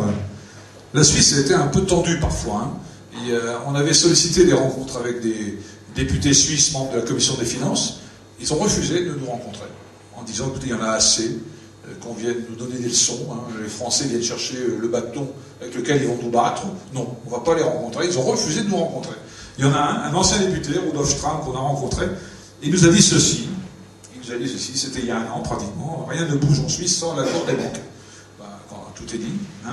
Plus ancien paradis fiscal d'Europe, industrie financière, donc 210 000 emplois, 10,5% du PIB. PIB de la Suisse, entre 1995 et 2005, a augmenté de 15%, ce qui est déjà pas trop mal. Mais entre-temps, les dépôts gérés par les banques ont augmenté de près de 100% dans la même période. C'est pour bien dire que le développement économique n'a rien à voir avec le développement de la finance et réciproquement. Quoi. Vous voyez ? Donc en 2011, actifs sous gestion, 5 242 milliards de francs suisses. Ça, c'est un chiffre officiel. C'est l'ambassade de France qui nous a remis un petit dossier explicatif et qui nous a donné ce chiffre au début de notre séjour. Donc la Suisse, le dépôt des résidents suisses, donc un peu plus de 1000 milliards de dollars. Donc ça vient du Royaume-Uni, vous voyez, première colonne là. Ça vient d'Allemagne, ça vient du Luxembourg. Même les Luxembourgeois qui sont un paradis fiscal ont eux-mêmes des gens en Suisse. Vous voyez, les États-Unis, la France. Alors la France... J'ai vu un dossier dans Le Parisien en novembre dernier. Ils avaient fait une enquête vachement bien faite là-dessus. Ils citaient 43 milliards d'euros, déposés dans les banques suisses par 43 familles fortunées françaises. Le haut du panier, quoi, les grands noms. Voilà. Et puis offshore, c'est le reste des autres paradis fiscaux. Quoi, ils font du business entre eux. Donc voilà. Alors évidemment, la Suisse, ils n'ont pas une fiscalité fédérale. Il y a 26 cantons en Suisse. Et les cantons ont chacun leur régime fiscal propre. Donc ils sont en concurrence les uns avec les autres. Le plus avantageux, c'est le canton de Zug. C'est celui où Johnny Hallyday a sa maison, à Hackstatt. Et il a bien choisi, en fait. C'est pas pour le paysage, c'est pas pour le climat. C'est parce que la fiscalité, elle est à 0,002%. Et vous n'êtes pas taxé sur le niveau de vos revenus, vous êtes taxé sur votre train de vie, sur les dépenses effectives. Les dépenses de loyer, d'assurance, de téléphone, d'eau, etc. Vous n'êtes pas taxé sur votre fortune. Vous êtes taxé sur vos dépenses. et puis le taux est extrêmement faible, évidemment. En fait, donc la Suisse ne gagne pas par sa fiscalité, elle gagne par les avoirs gérés par les banques, quoi. Voilà. 30 000 holdings sont enregistrés dans ce canton. Alors, c'est ce que j'expliquais. Taxation, ils appellent ça le forfait fiscal. Donc, les grosses fortunes négocient leur forfait fiscal pour aller au plus avantageux, qui est celui qui sera le plus offrant, fait son petit marché, quoi. La City de Londres, voilà une photo de la City. La City, c'est très petit, hein, c'est au cœur de Londres. Je crois que c'est un carré d'1,6 km. Voilà. Et là, il y a une concentration de la richesse phénoménale, 8 000 habitants le week-end, et 350 000 salariés la semaine, et 80% travaillent dans la finance. La City de Londres, troisième place financière au monde. La première, c'est New York. La deuxième, je crois, c'est Singapour. Voilà. Première en Europe, évidemment. La Banque d'Angleterre se trouve au cœur de la City. Toutes les banques mondiales y sont représentées, 550 banques, 15% du PIB de la Grande-Bretagne et 50% des assureurs de la planète ont leur siège à la City. Les marchés financiers, donc il y a les banques, et les assureurs. Les assureurs sont des gens qui ont beaucoup d'argent en dépôt, et donc bien sûr, l'argent n'est pas en train de moisir dans les caisses, il circule et le travail, il fait des petits, quoi. Alors ils sont gérés par un conseil municipal qui s'appelle le CLC, qui a des bureaux à Bruxelles, qui a des bureaux partout où il faut être, et les membres du CLC, évidemment, sont pour la plupart issus aussi de la finance. Voilà. Donc, ça aussi, ça donne de la stabilité. Alors, l'Union européenne est aussi, à certains égards, un paradis fiscal. Alors, ça a commencé dès 1957, traité de Rome, création du marché des euro-dollars à Londres. Les euro-dollars, c'est tous les dollars non dépensés aux États-Unis, mais dépensés ailleurs. Et déjà là, ça permettait des transactions en toute discrétion, exemptes de tout contrôle réglementaire. Les traités européens n'ont fait que favoriser et développer ces phénomènes de financiarisation. Libération totale des mouvements des capitaux en 88. Le traité de Maastricht, libre circulation des capitaux. 2007, traité de Lisbonne, concurrence libre et non faussée. Voilà, tout ça lève les barrières. Les 27 membres de l'Union sont en concurrence fiscale. On a bien vu l'Angleterre l'an dernier qui se proposait d'accueillir nos pauvres matraqués français, tapis rouges, etc. Donc ils vont encore baisser leur impôt société bientôt, là. Je crois qu'il va baisser à 20%. Donc on est en concurrence. L'Europe ne tient pas debout comme ça. Et toutes les décisions relatives à la fiscalité au sein de l'Union européenne doivent être prises à l'unanimité. Donc il suffit qu'un pays s'oppose, et c'est le cas, on verra, pour que rien ne se fasse. Donc il suffirait de changer ses traits, il suffirait de créer une majorité qualifiée, par exemple, si on défendait l'intérêt général, mais là, c'est à l'unanimité. Alors, il faut du temps, hein. On discute, on négocie, et la Terre tourne. Alors, ensuite, oh pardon, je vais trop vite. Alors, donc au cœur de l'Europe, on a des paradis fiscaux, donc il y en a qui sont membres de l'Union européenne. Donc quand je parlais des pays qui s'opposent à toute transparence, à toute transmission automatique d'informations, c'est l'Autriche et le Luxembourg. Alors, il y a des négociations, on en parle en ce moment, j'étais à Bruxelles la semaine dernière, ça discute, ça fait pression, on essaie d'avancer. Le Luxembourg vient d'annoncer qu'ils allaient peut-être lever le secret bancaire, enfin voilà, tout ça sont des mots, je pense qu'on n'y est pas encore. Donc l'Autriche et le Luxembourg aujourd'hui s'opposent tous les deux à toute avancée de ce qu'on appelle la directive épargne. La directive épargne, c'est une directive de 2003 que Michel Barnier a mise en place, mais pourtant c'est pas un fou furieux, hein. C'est un libéral, mais sur l'aspect fiscalité, la directive épargne prévoit la transmission automatique d'informations entre administrations fiscales de l'Union européenne. C'est un début vers la transparence. Luxembourg et l'Autriche aujourd'hui disent non, on n'est pas d'accord. Donc ça ne se fait pas. Les Pays-Bas, Belgique, on a vu, l'Irlande, bien sûr. Il y en a qui ne sont pas membres de l'Union européenne, mais qui sont au cœur des continents européens. Jersey, Andorre, Monaco, Liechtenstein, ouais. Et puis il y a Chypre et Malte, et on a vu Chypre, ce qui vient de se passer, avec tous les avoirs russes, là, les oligarques. Voilà. Donc l'Europe, c'est la zone d'origine principale de la richesse offshore. 3 000 milliards d'avoirs au sein de l'Union européenne. Un tiers en Suisse, un quart aux États-Unis, au Royaume-Uni, pardon, plus les dépendances, plus l'Irlande. Ça va, vous n'êtes pas assommé? Alors, une anomalie majeure, c'est le Luxembourg. Le Luxembourg qui était encore, il y a quelques mois, président de l'Eurogroupe, avec Jean-Claude Juncker, qui donne des leçons sans arrêt de bonne gestion des deniers publics, réduisez vos déficits, diminuez votre État, blablabla, on connaît ça. Donc Luxembourg est devenu le premier centre de distribution transfrontalière de fonds d'investissement, 75% du marché européen. Ils sont dans la zone euro, comme nous. Second marché mondial des fonds communs de placement derrière les États-Unis.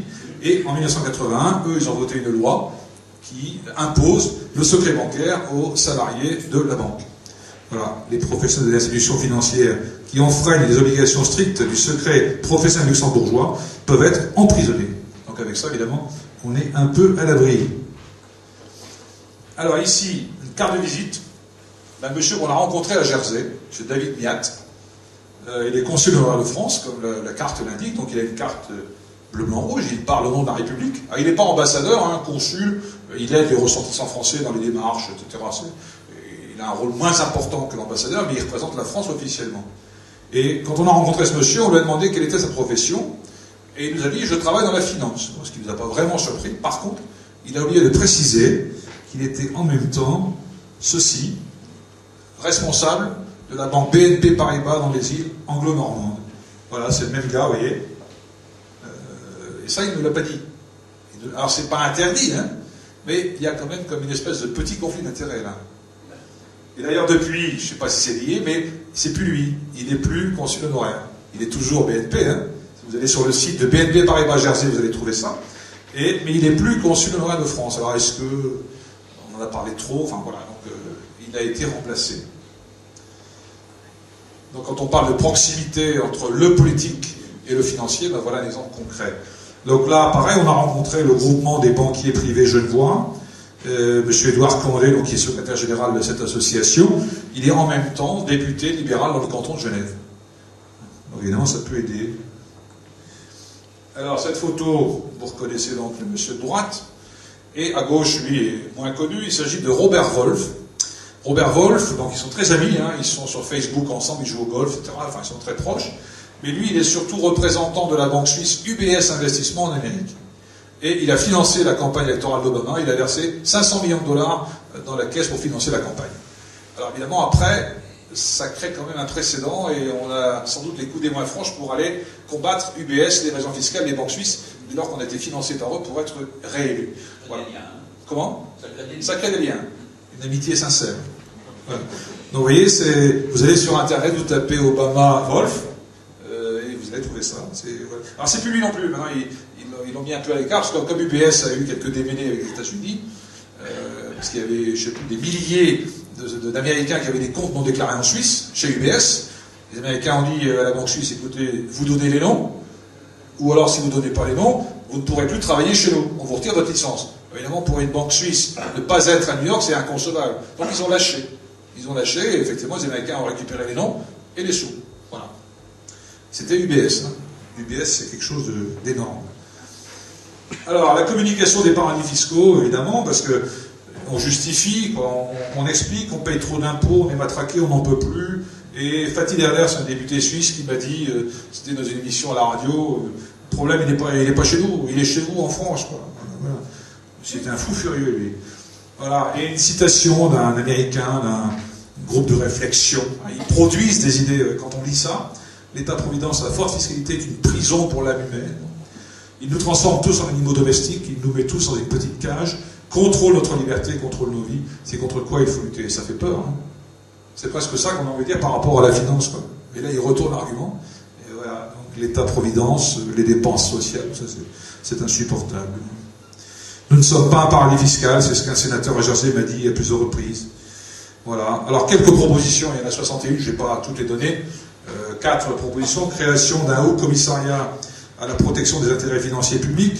Alors, c'est pas un gadget, hein, c'est un outil d'abord pour mener la lutte au plus haut niveau politique, de manière durable, parce qu'on ne va pas régler les choses comme ça. C'est un travail de plusieurs années. Si on déconstruit tout ça, il y a un travail gigantesque. Et puis, ça donne de la coordination, parce qu'il se fait des choses. On ne peut pas dire qu'il ne se fait rien du tout. Mais il y a un manque de coordination, il y a des résistances. Je ne vous fais pas un dessin sur la résistance qu'il peut y avoir. Et puis la banque, la finance est dans les outils du pouvoir aussi. Hein. Ils sont très proches, ils sont dedans parfois.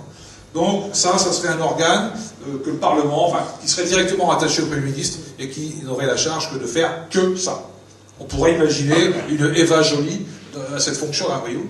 Elle a travaillé là-dessus, par exemple. Imposer aux grands groupes une comptabilité pays par pays, ça c'est pour répondre, pour contrer l'histoire des prix de transfert. Ok, vous perdez de l'argent ici, mais là-bas, vous en gagnez.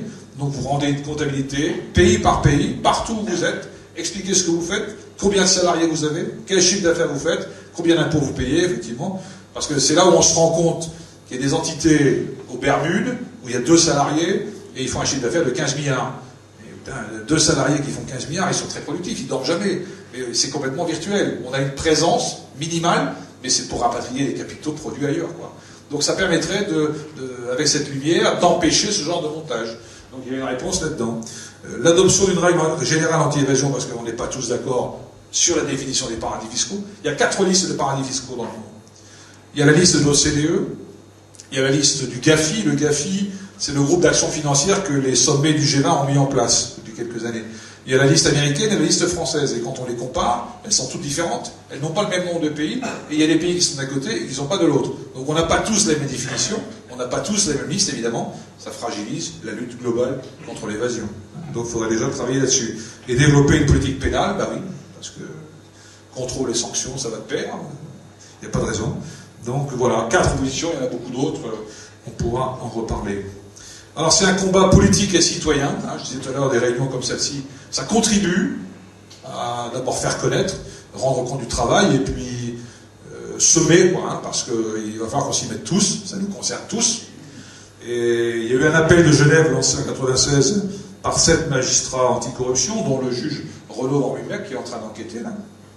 Et voilà, je cite juste un extrait de cet appel. À l'ombre de l'Europe officielle et respectable se cache une autre Europe, plus discrète, moins avouable, c'est l'Europe des paradis fiscaux, qui prospère sans vergogne grâce aux capitaux auxquels elle prête un refuge complaisant.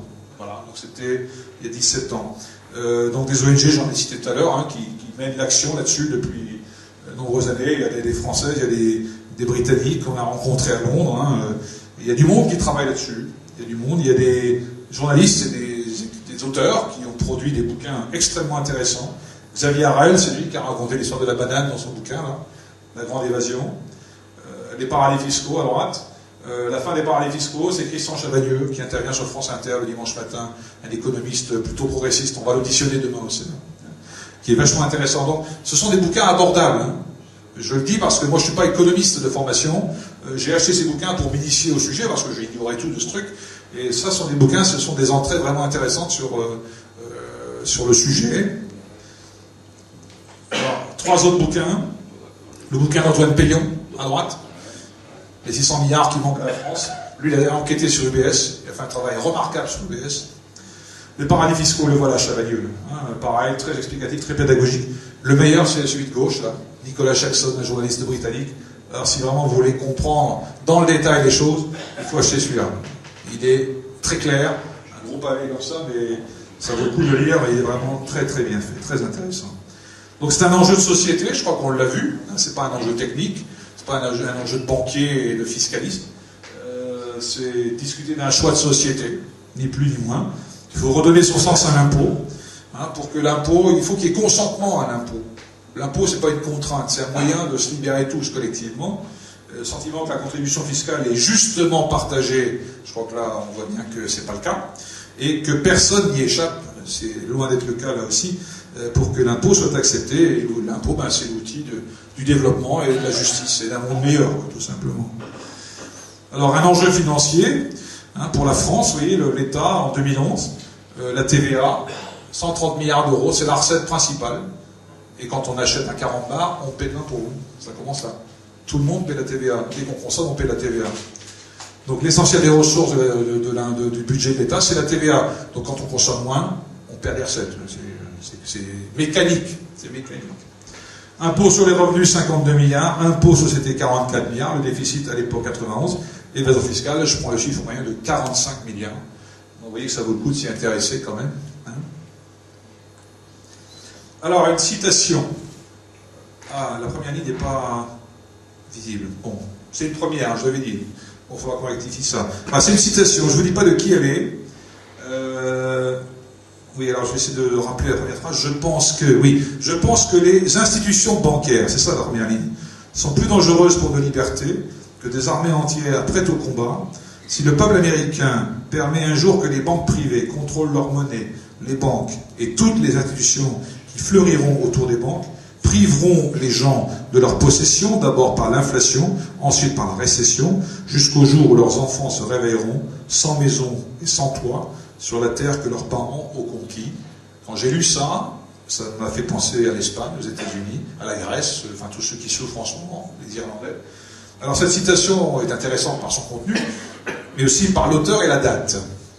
Alors qui a dit ça? Alors, bon, vous avez un indice, le peuple américain, donc c'est un président américain, effectivement. Ça aurait pas Lincoln, c'est pas Lincoln. Thomas Jefferson. C'est Jefferson, exact. Bon. Voilà, Thomas Jefferson en 1802. Vous voyez, plus de 2 siècles, c'est quand même prophétique, quoi. Hein. Voilà, donc c'est exactement ce qu'on vit en Europe, dans le monde. Et à l'époque, c'était déjà adressé à un secrétaire au Trésor suisse, genevois, voilà, Albert Gallatin, donc il y a plus de 2 siècles. Voilà, alors quand on voit cette citation, eh ben, on se dit qu'effectivement, c'est bien ça qui est en train de se passer. Et donc l'enjeu, ben, il nous concerne tous, d'où la nécessité de réfléchir, d'échanger et de mener la bataille, parce que c'est ça où on crée une solution par le haut. Hein. Parce que tout ça n'est pas fini. Hein. On nous avait dit, je ne sais pas si vous avez vu, il y a 15 jours, à France 3, il y a eu un documentaire, en deuxième partie de soirée évidemment. La première partie, c'est les conneries, et la réflexion, c'est en fin de soirée. Une émission présentée par Patricia Loison, la journaliste qui fait le soir 3, là, à 23h malheureusement. Le titre, c'était à propos des banques, après la crise de 2008, elles avaient promis de changer. Elles avaient promis de changer. Et bien rien n'a changé.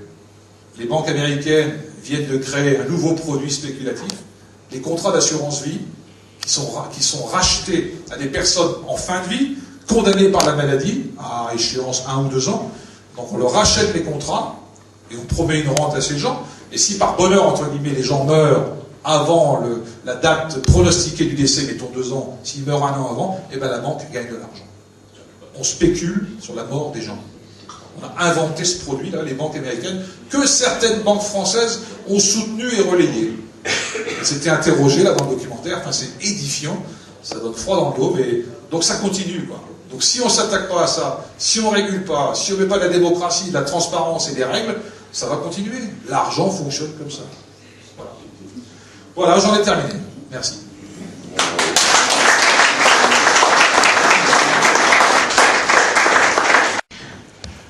Ouais, je voudrais donc demander à Eric, et maintenant, hein, vous avez produit un monument, là. Apparemment, il y a on est un peu les pieds et poings liés avec l'Europe, tant qu'on aura des pays comme l'Autriche qui nous empêcheront de travailler. Est-ce qu'au niveau national, on a des possibilités d'action? Et quelle va être la suite pour votre rapport, notamment, est-ce qu'il va être pris en charge par les autorités gouvernementales et qu'envisage-t-elle d'en faire? Et puis une deuxième question, tant que non, j'ai le micro plutôt. Où est-ce qu'on peut se procurer le rapport? Alors, le rapport, on peut le télécharger sur le site du Sénat, mais c'est un gros paquet. En version papier, il y en a des exemplaires au Sénat. Je peux vous le faire envoyer. Je peux vous faire envoyer, donc si vous intéresse, vous donnez votre adresse à la fin, et je vous ferai envoyer par le Sénat le paquet. Je l'ai fait là à quelques collègues, le maire de Ronchin le voulait par exemple, voilà, donc le Sénat l'envoie directement. Donc je prendrai l'adresse et vous pourrez l'avoir, parce que le téléchargement, évidemment, c'est lourd et c'est cher. Donc vous pourrez en bénéficier de la version papier imprimée. Il y en a encore quelques dizaines d'exemplaires. Alors, c'est toujours la question qui vient, et c'est normal. Quand on a entendu ça, on se dit, bonsoir, qu'est-ce qu'on fait par rapport à ça? Alors, le contexte n'est plus le même aujourd'hui qu'il y a 1 an, quand même. Hein. Alors, on n'est pas au bout du bout, hein. C'est pas ça que je veux dire. D'ailleurs, très sincèrement, le rapport a été adopté fin juillet. Bon, la presse en a parlé un peu, mais après c'est juillet, c'est le mois d'août, c'est les vacances. Bon. Donc à la rentrée de septembre, on a, au groupe, on s'est dit, bon, on a profité, entre guillemets, de l'annonce du départ en Belgique de Bernard Arnault. Vous vous souvenez, début septembre? Ah ouais. Hein, ce pauvre Bernard Arnault, 4e fortune du monde, il va en Belgique parce qu'il n'en peut plus. Donc il annonce son départ, etc. Donc c'était mi-septembre. Et donc à la séance des questions d'actualité au gouvernement, le 14 septembre, le jeudi, on s'est dit, on va poser une question au gouvernement pour qu'il nous explique ses intentions en matière de lutte contre l'évasion, à court terme et à moyen terme. Donc ce jour-là, c'est moi qui ai posé la question pour le groupe. Hein. Il me dit, ben voilà, c'est comme c'est ton rapport, il va poser la question. Donc je posais la question, elle était destinée normalement à Pierre Moscovici. Mais ce jour-là, Moscovici était absent, et vous devinerez jamais qui a répondu. C'est Jérôme Cahuzac. Le 14 septembre, Jérôme Cahuzac a répondu. C'est fou, avec le recul, ça fait drôle. Et donc, il a expliqué qu'ils allaient effectivement s'emparer du sujet, on va mettre fin aux abus de droit, enfin c'était assez évasif, c'est le cas de le dire. Et à la fin, il a eu une formule qui, avec le recul, m'a surpris. Il a dit, vous avez raison, il est tout à fait anormal que certains s'autorisent à s'affranchir des efforts que tous, ou presque, vont devoir consentir. Je vous jure qu'il a dit ça. Je vous jure qu'il a dit ça. Bon, sur le coup, on ne fait pas gaffe avec le recul, ça prend une drôle de tournure. Bon voilà, donc c'était un peu tiède, très honnêtement. On n'avait pas le sentiment que le gouvernement prenait en compte le rapport, etc. Il a fallu insister lourdement. On a fait un débat en octobre sur la base du rapport en séance. C'est Bernard Cazeneuve qui était... Non, c'est même pas, c'est Madame Escoffier qui est venue. Enfin, dire, on ne sentait pas un grand intérêt pour combattre le truc, très sincèrement. Bon. Et au moment du budget, en novembre, pareil, on a remis des amendements pour faire avancer ça. L'histoire de la comptabilité pays par pays, ça n'a pas été retenu. Alors que la même proposition avait été faite par la majorité de gauche du Sénat avant l'élection d'Hollande. C'est-à-dire que s'il était possible un an avant, ne l'était plus un an après. D'accord ? On sait bien. Donc on a continué, voilà. Et puis là, paf, arrive Cahuzac au mois d'avril. Hein, d'abord, les accusations de Mediapart début décembre, qui ont semé le trou. Voilà. Et puis, toute l'affaire Cahuzac, vous avez suivi ça comme nous. Et puis l'enquête Offshore Leaks, vous avez suivi ça, Offshore Leaks, 46 journaux dans le monde, dont Le Monde en France, qui ont fait une enquête remarquable sur le sujet pendant 3 jours.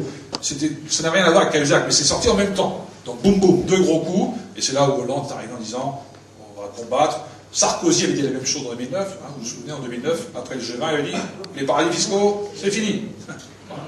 Rien n'est fini, ça a continué, et donc là on sentait qu'on n'était pas encore à la hauteur voulue, on n'y est toujours pas. Et le contexte a changé. L'opinion publique dans le monde s'indigne quand même. En France aussi. Tout le monde en bave, on nous fait faire des sacrifices, et puis à côté, il y a tout ça qui continue, là. Ces milliers de milliards, et ces gens qui se fichent de nous, qui ne veulent pas payer l'impôt. Donc tout ça, ça monte dans tous les pays du monde. Ils ne peuvent plus faire comme si c'était pas un sujet. Cela dit, il y a encore du chemin à faire. Hein. Alors, ce qu'on peut faire, il ne faut pas attendre que les autres fassent, parce que la Suisse nous dit, bah, écoutez, il faudrait que le Luxembourg et l'Autriche bougent, et nous on bougera. Et le Luxembourg et l'Autriche disent, ouais, mais il faut que la Suisse bouge, autrement nous on ne bouge pas. Hein. Autrement on va être en concurrence avec eux, enfin, on tourne en rond. Il faut s'attaquer au truc, et je pense que la France, de ce point de vue, peut avoir un rôle déterminant. On pèse, on n'est pas gagné de la classe, je veux dire, on existe. Donc si vraiment politiquement il y a une volonté de faire, ben moi je mets en question cette règle de l'unanimité au sein de l'Union européenne. Qu'est-ce qu'on fait avec ça? On continue ou on laisse tomber? Est-ce qu'on ne peut pas changer la règle? Ça dépend des chefs d'État, ça. Ça dépend d'un traité. On peut changer. Il suffit de changer cette règle de l'unanimité et on va débloquer un peu les choses. Il faut faire pression sur les pays qui font de la résistance. Les Américains, ils ont pris la Suisse par le callback, dans les conditions que j'ai décrites tout à l'heure, et la Suisse a cédé. Voilà. Alors, l'Union européenne, elle pèse plus lourd que les États-Unis, hein, l'Union européenne. 500 millions d'habitants, etc. Enfin, on existe. Au plan économique mondial, on existe. Si vraiment il y a une volonté politique, ça c'est la première des conditions, une vraie volonté politique de s'attaquer au sujet. Après, il faut être propre soi-même, quoi. L'affaire Cahuzac, celui qui a la charge de combattre l'évasion fiscale, est le premier à la pratiquer, quoi. Les dégâts que ça fait dans l'opinion. On n'est pas sorti de ça. Hein. Et puis après Cahuzac, qui Demain, on fait une deuxième commission d'enquête au Sénat, hein, parce que, non pas qu'on s'ennuie, mais justement par rapport au fait que ça n'avance pas et qu'il faut continuer à faire monter la mayonnaise, comme ce soir, comme partout. Il faut que le sujet soit incontournable.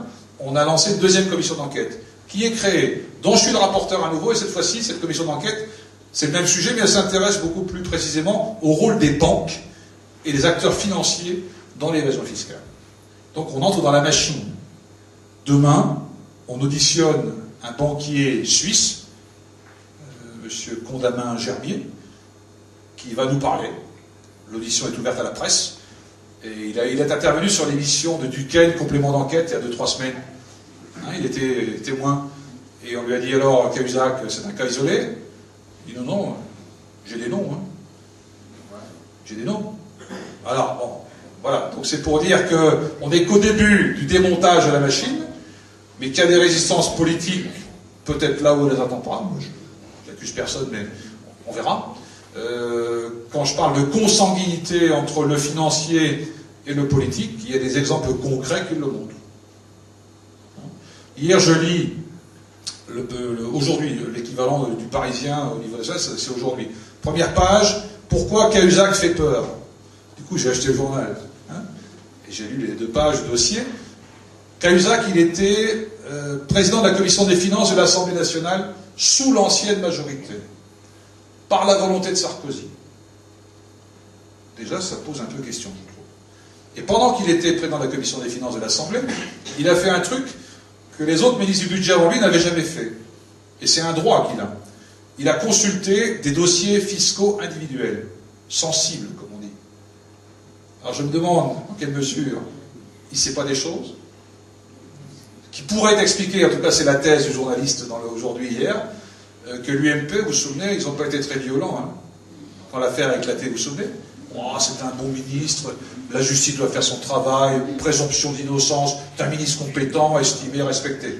Je dis putain, le PS, du temps de l'ancienne majorité, tapait tous les jours sur Word à bras raccourcis, et là, les mêmes, je les ai trouvés très, très discrets.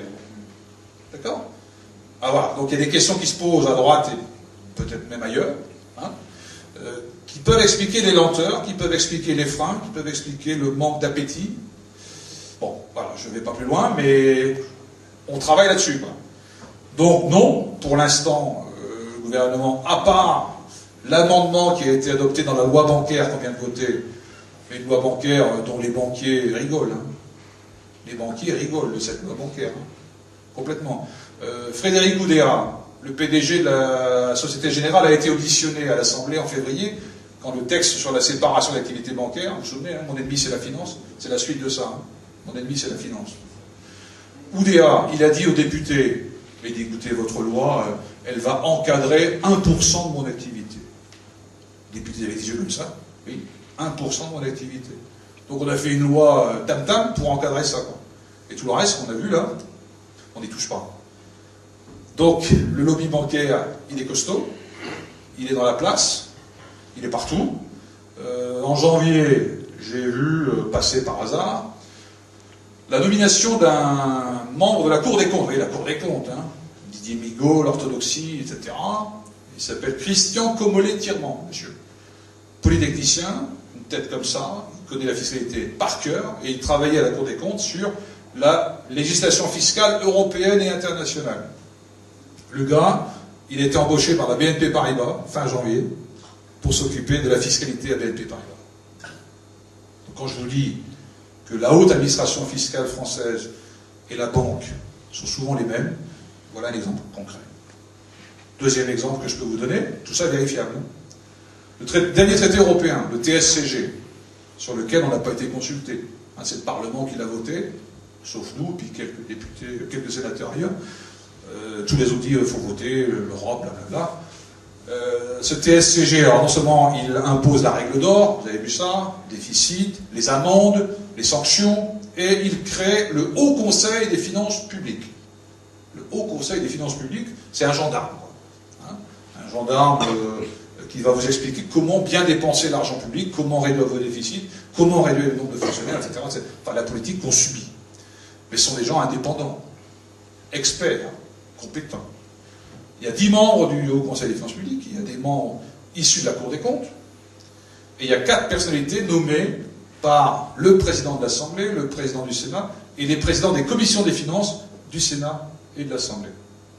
Le président de la commission des finances de l'Assemblée, Gilles Carrez, UMP, a proposé la candidature de Madame Andrieux, qui est issue de la banque BPCE, 4e banque française, et Philippe Marini, sénateur UMP, qui préside la commission des finances du Sénat passé à gauche par la volonté de Solferino. Ça a été dit comme ça par nos collègues PS de la commission des finances. Je vous jure que c'est vrai. Nous, on n'a pas voté ça. On a dit comment ça se fait que le Sénat vient de basculer et c'est Marini, UMP, qui va présider la commission des finances. Et quand Cahuzac, lui, présidait la commission à l'Assemblée. Vous voyez, échange de bons procédés. Mais bon, je trouve ça un peu bizarre. Ben lui, Marini, il a proposé la candidature de Madame Mathilde Lemoine, qui vient de la banque HSBC. Ça vous dit quelque chose, HSBC? La liste des comptes HSBC en 2009, Eric Woerth. Les 3000 noms, qui en fait étaient 8000 au départ. Il y en a 5000 qui se sont évaporés. Entre la Suisse et Paris, 5000 noms qui ont disparu. Peut-être des personnalités gênantes, sensibles. Vous voyez comment ça marche. Donc, dans le Haut Conseil des finances publiques, on met 2 personnes certainement compétentes, certainement indépendantes, issues de la banque privée, dont une a des comptes à rendre en matière d'évasion fiscale. Moi, il faut qu'on m'explique comment c'est logique. Voilà. Ça se construit comme ça. Personne ne le sait. Personne ne le sait. Voilà. Donc, vous voyez, il y a des verrous partout. Bah, c'est à nous de les faire sauter. Hein. La transparence, il faut la transparence. Hein, l'évasion fiscale, c'est comme les vampires. La lumière, ils n'aiment pas. Il faut de la transparence, il faut de la réglementation, et il faut de la démocratie. Il faut de la démocratie. Aujourd'hui, les banques, on est tous à la banque. On n'a pas le choix. Hein. On n'a pas le choix. Aujourd'hui, vous avez un emploi, il faut un RIB. Hein. Première décision, un RIB. Donc on nous a tous amenés à la banque. On est tous dépendants de la banque. Et les dépôts français dans les banques françaises, c'est 1500 milliards d'euros. Tous nos petits comptes. Hein. 1500 milliards, on pèse. Hein. Et alors, évidemment, ces 1500 milliards, ils ne dorment pas dans les caisses. Hein. Puis en plus, on nous taxe, on a des frais, machin. C'est des milliards de profits chaque année hein, que les banques se font aussi sur la gestion des comptes. Hein. Qu'ils soient excédentaires ou déficitaires d'ailleurs. Dans tous les cas, ils prennent des sous. Voilà. Donc la banque, c'est un truc qui pèse énormément. J'étais à Bruxelles la semaine dernière, toujours dans le cadre de la commission d'enquête, et on a rencontré une ONG qui, comment dirais-je, qui est une espèce de contre-lobby au lobby bancaire. Donc vous connaissez le lobbying. Hein. Le lobbying, c'est faire pression pour obtenir des décisions favorables. C'est un concept anglo-saxon. Il paraît que c'est très démocratique. Hein. Il paraît. Moi, je pensais que la démocratie, c'était les gens élus par le peuple. Maintenant, c'est les lobbies, et ils sont puissants. Et à Bruxelles, ils sont plusieurs milliers, hein, les lobbyistes. On les appelle les lobbyistes. Ils font que ça. Pour la banque, il y en a 700. Il y a 700 lobbyistes de la banque à Bruxelles, tous les jours, qui font que du lobbying. Auprès des parlementaires, auprès des commissaires, auprès des fonctionnaires. Voilà. Voilà. Donc c'est là que ça se joue. C'est là le vrai pouvoir. Les élections, à côté de ça, je veux dire. Il ne faut pas s'étonner que les gens ne votent plus. Comment voulez-vous que les gens aient envie de voter quand on sait que le pouvoir et les décisions se prennent ailleurs? Donc notre démocratie est malade aussi de ça. Donc la finance a le pouvoir, partout, y compris dans les systèmes, dans les institutions. Ben voilà, il faut quelque part renverser la table, si je peux prendre l'image. Il faut que le politique reprenne le pouvoir, mais le vrai politique, les gens. Parce qu'on a creusé le fossé entre tout ça et les gens. En plus, c'est compliqué. En plus, on parle anglais. On ne comprend rien. Puis les termes techniques, la finance, c'est monstrueux, on ne comprend rien.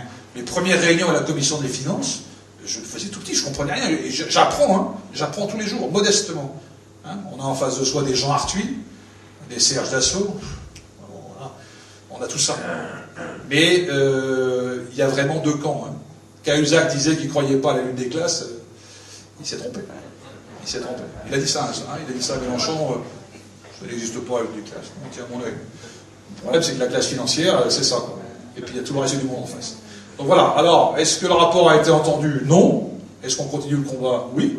Et ça dépend de tous aussi. Il faut que la pression monte, il faut voilà, les indigner. Enfin, tout ce qui contribuera à enrayer la machine, à faire la lumière, la vérité d'abord, parce qu'il faut informer les gens. Hein. Je veux dire, si les gens savaient comment ça marche, comment ça se construit ce pouvoir, il est organisé. Alors que les gens s'abstiennent, on s'en fout entre nous. Hein. Ça n'empêchera pas tout ça de tourner. Hein. On n'a pas besoin de démocratie. Jersey, il y a une élection qui ne sert à rien, et le business il se fait. Donc, et le business il peut tout faire. Le privé peut faire des piscines, peut faire des cantines, peut faire des hôpitaux, ils peuvent tout faire. Hein. Il n'a pas besoin de collectivité, pas besoin d'État, pas besoin de République. C'est un combat politique de fond. La République, c'est l'intérêt général. Je crois beaucoup à ça. Je crois qu'on partage tous cette valeur-là. Et en face, c'est même dangereux pour la démocratie. Et tout à l'heure, Jacques commençait par l'hommage à Clément Méric. Il n'y a pas de rapport, a priori. Mais quand même, quand on réfléchit, on se demande s'il n'y a pas un rapport. Hein. Parce que les gens, ils se désespèrent de la politique. Ouais, politique, ça sert à rien, ma vie n'a pas changé, et malheureusement c'est vrai, depuis 30 ans. Hein. Moi, j'ai voté pour changer, ça n'a pas changé. On est reparti pour un tour, là. On ne va jamais y arriver. Les gens se désespèrent, ils se fatiguent, ils votent plus, ils renvoient tout le monde aux ados, puis ça laisse la place à ce qu'on voit, quand même. Des profanations, des agressions, des crimes. Enfin, l'histoire ne se répète pas, mais il y a beaucoup d'ingrédients à notre époque qui nous rappellent les sinistres années de l'entre-deux-guerres, quand même. Hein. La crise économique, les scandales, la corruption. Voilà, l'histoire ne se répète pas. Mais il ne faut pas l'oublier quand même. Parce que si on ne croit plus aux partis politiques, si on ne croit plus aux institutions, c'est quoi après le pouvoir? C'est le plus fort. C'est le plus fort qui va régner. Mais le plus fort, c'est qui? On le sait. On préfère, je dis à Hitler, le régime nazi, il a bien été aidé par les banques, par les industriels, par les friqués, débarrassez-nous de toute cette vermine, allez dehors. Bon, alors, encore une fois, on ne fait pas de parallèle, mais quand même, il faut avoir en tête ce qu'on a vécu. Et il y a des signaux inquiétants, mais il n'y a pas de désespoir. Je ne crois pas au désespoir. La force, c'est nous. La force, c'est nous, mais expliquer, convaincre, pas de fatalité. Et quand on nous dit que la politique ne change pas la vie, moi je repense à Margaret Thatcher. Elle est décédée, paix à son âme. Mais elle, ses décisions politiques, elles ont changé la vie des Anglais. Les mineurs, ils s'en souviennent. Privatisation des HLM, ils s'en souviennent. Les chemins de fer, ils s'en souviennent. Les compagnies, tout le monde s'en souvient. Elle a changé la société britannique. Mais pas dans le bon sens. Pas dans le sens de la démocratie et du bien-être, dans le sens du fric. La City, les grands groupes, machin. Elle a même réussi à changer le parti travailliste. Il s'appelle les nouveaux travaillistes. C'est aussi l'héritage de Thatcher. Voilà. Je fais un peu court, mais tout ça est organisé, tout ça est réfléchi, communique. Alors le poids des médias, j'en parle même pas, parce que là c'est le goutte à goutte quotidien. On vous explique tous les jours qu'il n'y a pas d'autre solution. En ce moment, les retraites. Il y a une dame qui expliquait une émission tout à l'heure. Il y avait quelqu'un qui essayait de se battre pour dire on va peut-être réfléchir autrement, mais tous les 3 jours il expliquait mais non, c'est pas possible, c'est incontournable, c'est mécanique, on vit plus vieux, c'est comme ça, résignez-vous. Et tous les jours on nous dit ça. Tous les jours on nous dit il n'y a pas de solution. La pensée unique. PFM, enfin tous, regardez-les, il n'y a pas beaucoup d'espace où on entend un autre son de cloche, pas beaucoup. Et donc, voilà, le désespoir, la contre-information, la propagande, moi j'appelle ça de la propagande quotidienne, insidieuse. Voilà. On est au bout de l'histoire, quoi. Il faut convaincre les gens qu'il n'y a pas de solution, qu'il n'y a pas d'alternative. C'est ce que Thatcher disait déjà il y a 40 ans, il n'y a pas d'alternative. Nous, on croit au contraire qu'il y a de l'alternative, qu'elle passera par nous, par la conscience, par l'engagement, par la résistance, et des contre-propositions, il y en a. Voilà. Je suis un peu éloigné du sujet, mais ça en fait partie. Non, mais ça montre aussi qu'il ne faut peut-être pas aller plus loin, que l'essentiel a été dit. Je crois qu'on a fait là depuis 2 heures. Il y a encore d'autres questions, mais je crois qu'on a dit l'essentiel. Court, Jean-Paul. Bonsoir. Deux petites questions. L'évasion fiscale qu'on vient de voir, est-ce qu'on peut estimer, ou est-ce qu'il y a une estimation, combien ça coûte en perte d'emploi? J'ai bien estimation. Deuxième chose, est-ce que tout le monde est au courant que la prévision sur l'emploi de l'Europe en 2020, c'est 75% de population active qui aura un travail, c'est-à-dire des 20 à 64 ans. Ça veut dire, aujourd'hui, alors qu'on nous prédit qu'on ne sait pas à 6 mois près prévoir les choses, l'Europe, il suffit d'aller sur le site Europa, tapez Europa, et regardez la politique sociale de l'Europe, c'est inscrit, l'Europe s'engage à ce que 75% de la population active, c'est-à-dire des 20 à 64 ans, aura un travail en 2020. C'est écrit comme ça, aura un travail en 2020. Déjà, on ne dit pas quelle est la qualité de ce travail, est-ce que ce sera un job précaire ou un CDI, et deuxièmement, c'est, je dirais, mathématique, ça veut dire que dès aujourd'hui, on sait qu'en Europe, il y aura 25% de chômeurs. Alors qu'aujourd'hui, on est à 12%. Alors, combien d'emplois? Je ne sais pas, très sincèrement, on n'a pas... Excuse-moi, et en même temps, oui. Touraine déclare aujourd'hui, ministre chargé notamment de dossier retraite, qu'il est normal d'allonger, et compte tenu qu'aujourd'hui on vit plus vieux, il faut continuer à allonger le temps de travail. Et s'ils vont jusqu'au bout de leur raisonnement implacable de la logique scientifique, les femmes vont devoir travailler plus longtemps que les hommes. Puisque l'espérance de vie des femmes est supérieure de 7-8 ans. Non mais, s'ils vont jusqu'au bout de leur logique, mesdames, non mais franchement, moi si j'étais Marisol Touraine, je dirais ça, mais écoutez, mesdames, vous vivez plus vieilles, eh bien, il faudra travailler plus. Non mais, on marche à l'envers. C'est du cynisme. C'est complètement cynique.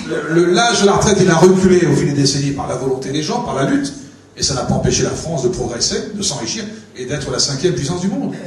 Mais là, on voudrait nous dire qu'il n'y a plus les moyens, on ne peut plus vivre comme avant, on n'a plus les moyens. Mais c'est faux, c'est un mensonge monstrueux. Alors combien d'emplois? Je sais pas, moi ils vont créer 60 000 postes d'enseignants, hein, et c'est bien, ça c'est une bonne chose. Ça on a voté au Sénat. Ça on a voté, c'est la première fois depuis longtemps qu'on votait ensemble à gauche, on a retrouvé une gauche au Sénat. Ça fait plaisir. Hein. Même si tout n'est pas réglé. Hein. Mais voilà, 60 000 postes d'enseignants, je sais pas combien ça fait de sous, mais c'est de l'investissement, quoi. Et puis il y a une chose aussi, moi, qui m'agace et qu'on ne dit jamais. On nous dit, mais l'État, c'est comme un ménage. On ne peut pas dépenser l'argent qu'on n'a pas. Si vous gagnez moins, vous devez dépenser moins. C'est tellement logique.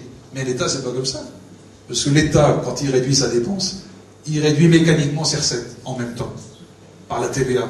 Si on comprime la consommation, eh ben, on comprime les recettes de TVA. C'est l'apport principal des recettes fiscales, c'est la TVA. C'est presque la moitié de nos recettes. Donc, en diminuant les dépenses sociales, en emploi de fonctionnaires, l'argent des collectivités. Alors les collectivités aussi, maintenant, on va les mettre sur le grill, les collectivités, comme Sarko l'a fait. Malheureusement, c'est le même discours. Hein. Trop de communes, vous dépensez trop, on ne comprend rien. Voilà. Les collectivités, 2 mots là-dessus. 75% de l'investissement public dans le pays, c'est le fait des collectivités. Les communes, les collectivités ont des budgets à l'équilibre, c'est obligatoire. Si votre budget n'est pas équilibré, le préfet vous renvoie votre copie en disant trouvez des sous, vous équilibrez le budget. Et le déficit, l'endettement, je ne parle pas de déficit, l'endettement des collectivités depuis 30 ans, il est entre 10 et 11% de la dette globale de l'État. La dette globale de l'État, c'est 1700 milliards, les collectivités, c'est 170 milliards fixes depuis 30 ans. Et ce n'est pas de l'argent qui va dans les trous, c'est de l'argent qui réalise, qui investit, qui nourrit l'économie réelle, les PMI, les PME, et qui rend service à la population. Ce n'est pas de l'argent gaspillé. Donc l'État qui réduit ses dépenses, en même temps, il réduit ses recettes. Donc on marche à l'envers. Donc le raisonnement, un État, un pays, c'est comme une famille, il faut casser ça, c'est pas vrai, c'est un mensonge. C'est un mensonge, on ne le dit jamais, ça. Et tous ces grands économistes, tous ces grands penseurs insupportables, Apathy, enfin tout cela, vous les connaissez par cœur, insupportables, sûrs de leur fait. Mais monsieur, c'est une question de bon sens. On vit plus vieux qu'avant. Enfin, et la retraite en bonne santé, quoi. Et vous voyez, l'espérance de vie en bonne santé, on en parle, ça. Enfin, voilà. Donc, ils nous mentent. Donc, il faut des gens en face, il faut des militants, il faut des gens engagés, au PC, au PG, chez les Verts. Tous ceux qui refusent le libéralisme, ils doivent se rassembler pour foutre tout ça en l'air. Ça suffit. Le grand combat qu'il va falloir mener, c'est pour les européennes. Il va falloir expliquer tout ça pour les européennes. J'espère bien que les pays européens vont enfin dire ce qu'ils doivent dire, parce que le grand combat à mener, il est là, le grand capitalisme organisé. Absolument. Dont on crève, et on va en crever. Hein. De toute façon, la démonstration est simple, on va en crever. Absolument. Parce qu'il n'y a pas de limite dans les reculs qu'ils vont nous imposer. Hein. Parce que maintenant, de toute façon, avec 2000 € par mois, si on a un loyer à payer, on ne vit plus. Non, mais ça, c'est le salaire médian. C'est pas la peine d'aller chercher très loin. Non, mais tout à fait. Non, mais c'est encore trop. Aux yeux de ces gens, c'est encore trop. Si demain on va nous dire, oh là là, 5 semaines de congé, on ne peut plus. Vous allez voir. Je n'exclus pas qu'un jour ça viendra. Les retraites, c'est fait. Le temps de travail, 35 heures, il y a tas de dérogations que ça n'existe quasiment plus. Et demain, ils vont poser la question des congés, mais regardez par rapport à l'Allemagne, par rapport. On est toujours les mauvais, quoi. Et bien, ils justifieront que la Pentecôte, ça a commencé une petite journée comme ça au passage, on parle de 2, puis demain, on va revenir à 4 semaines. Enfin, je veux dire, on réécoutait les discours de Mauroy. Alors, c'est pas nous, mais c'était un autre contexte quand même. Hein. Il disait, ouvrier, c'est pas un gros mot. Vous entendez Hollande dire ça aujourd'hui? Mauroy avait dit, ouvrier, c'est pas un gros mot. Et dans son discours, je me souviens à l'Assemblée quand même. Bon, après, malheureusement, on sait ce que ça a donné. Les marchés financiers ont repris la main, quoi. Hein.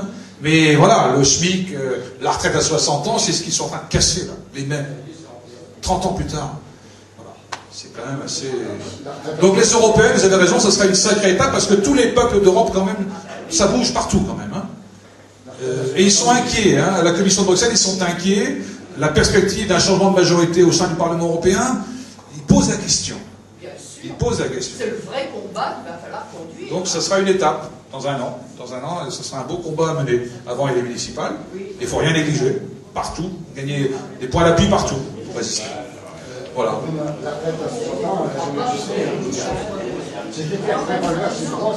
Bon, attendez. On va pas faire. Ça veut dire qu'effectivement, d'autres débats comme celui-là, parce qu'effectivement, c'est un débat, comme avait dit Jacques, nous l'avons voulu, nous avions pensé le faire dès le mois de janvier, et l'emploi du temps d'Éric n'a pas permis.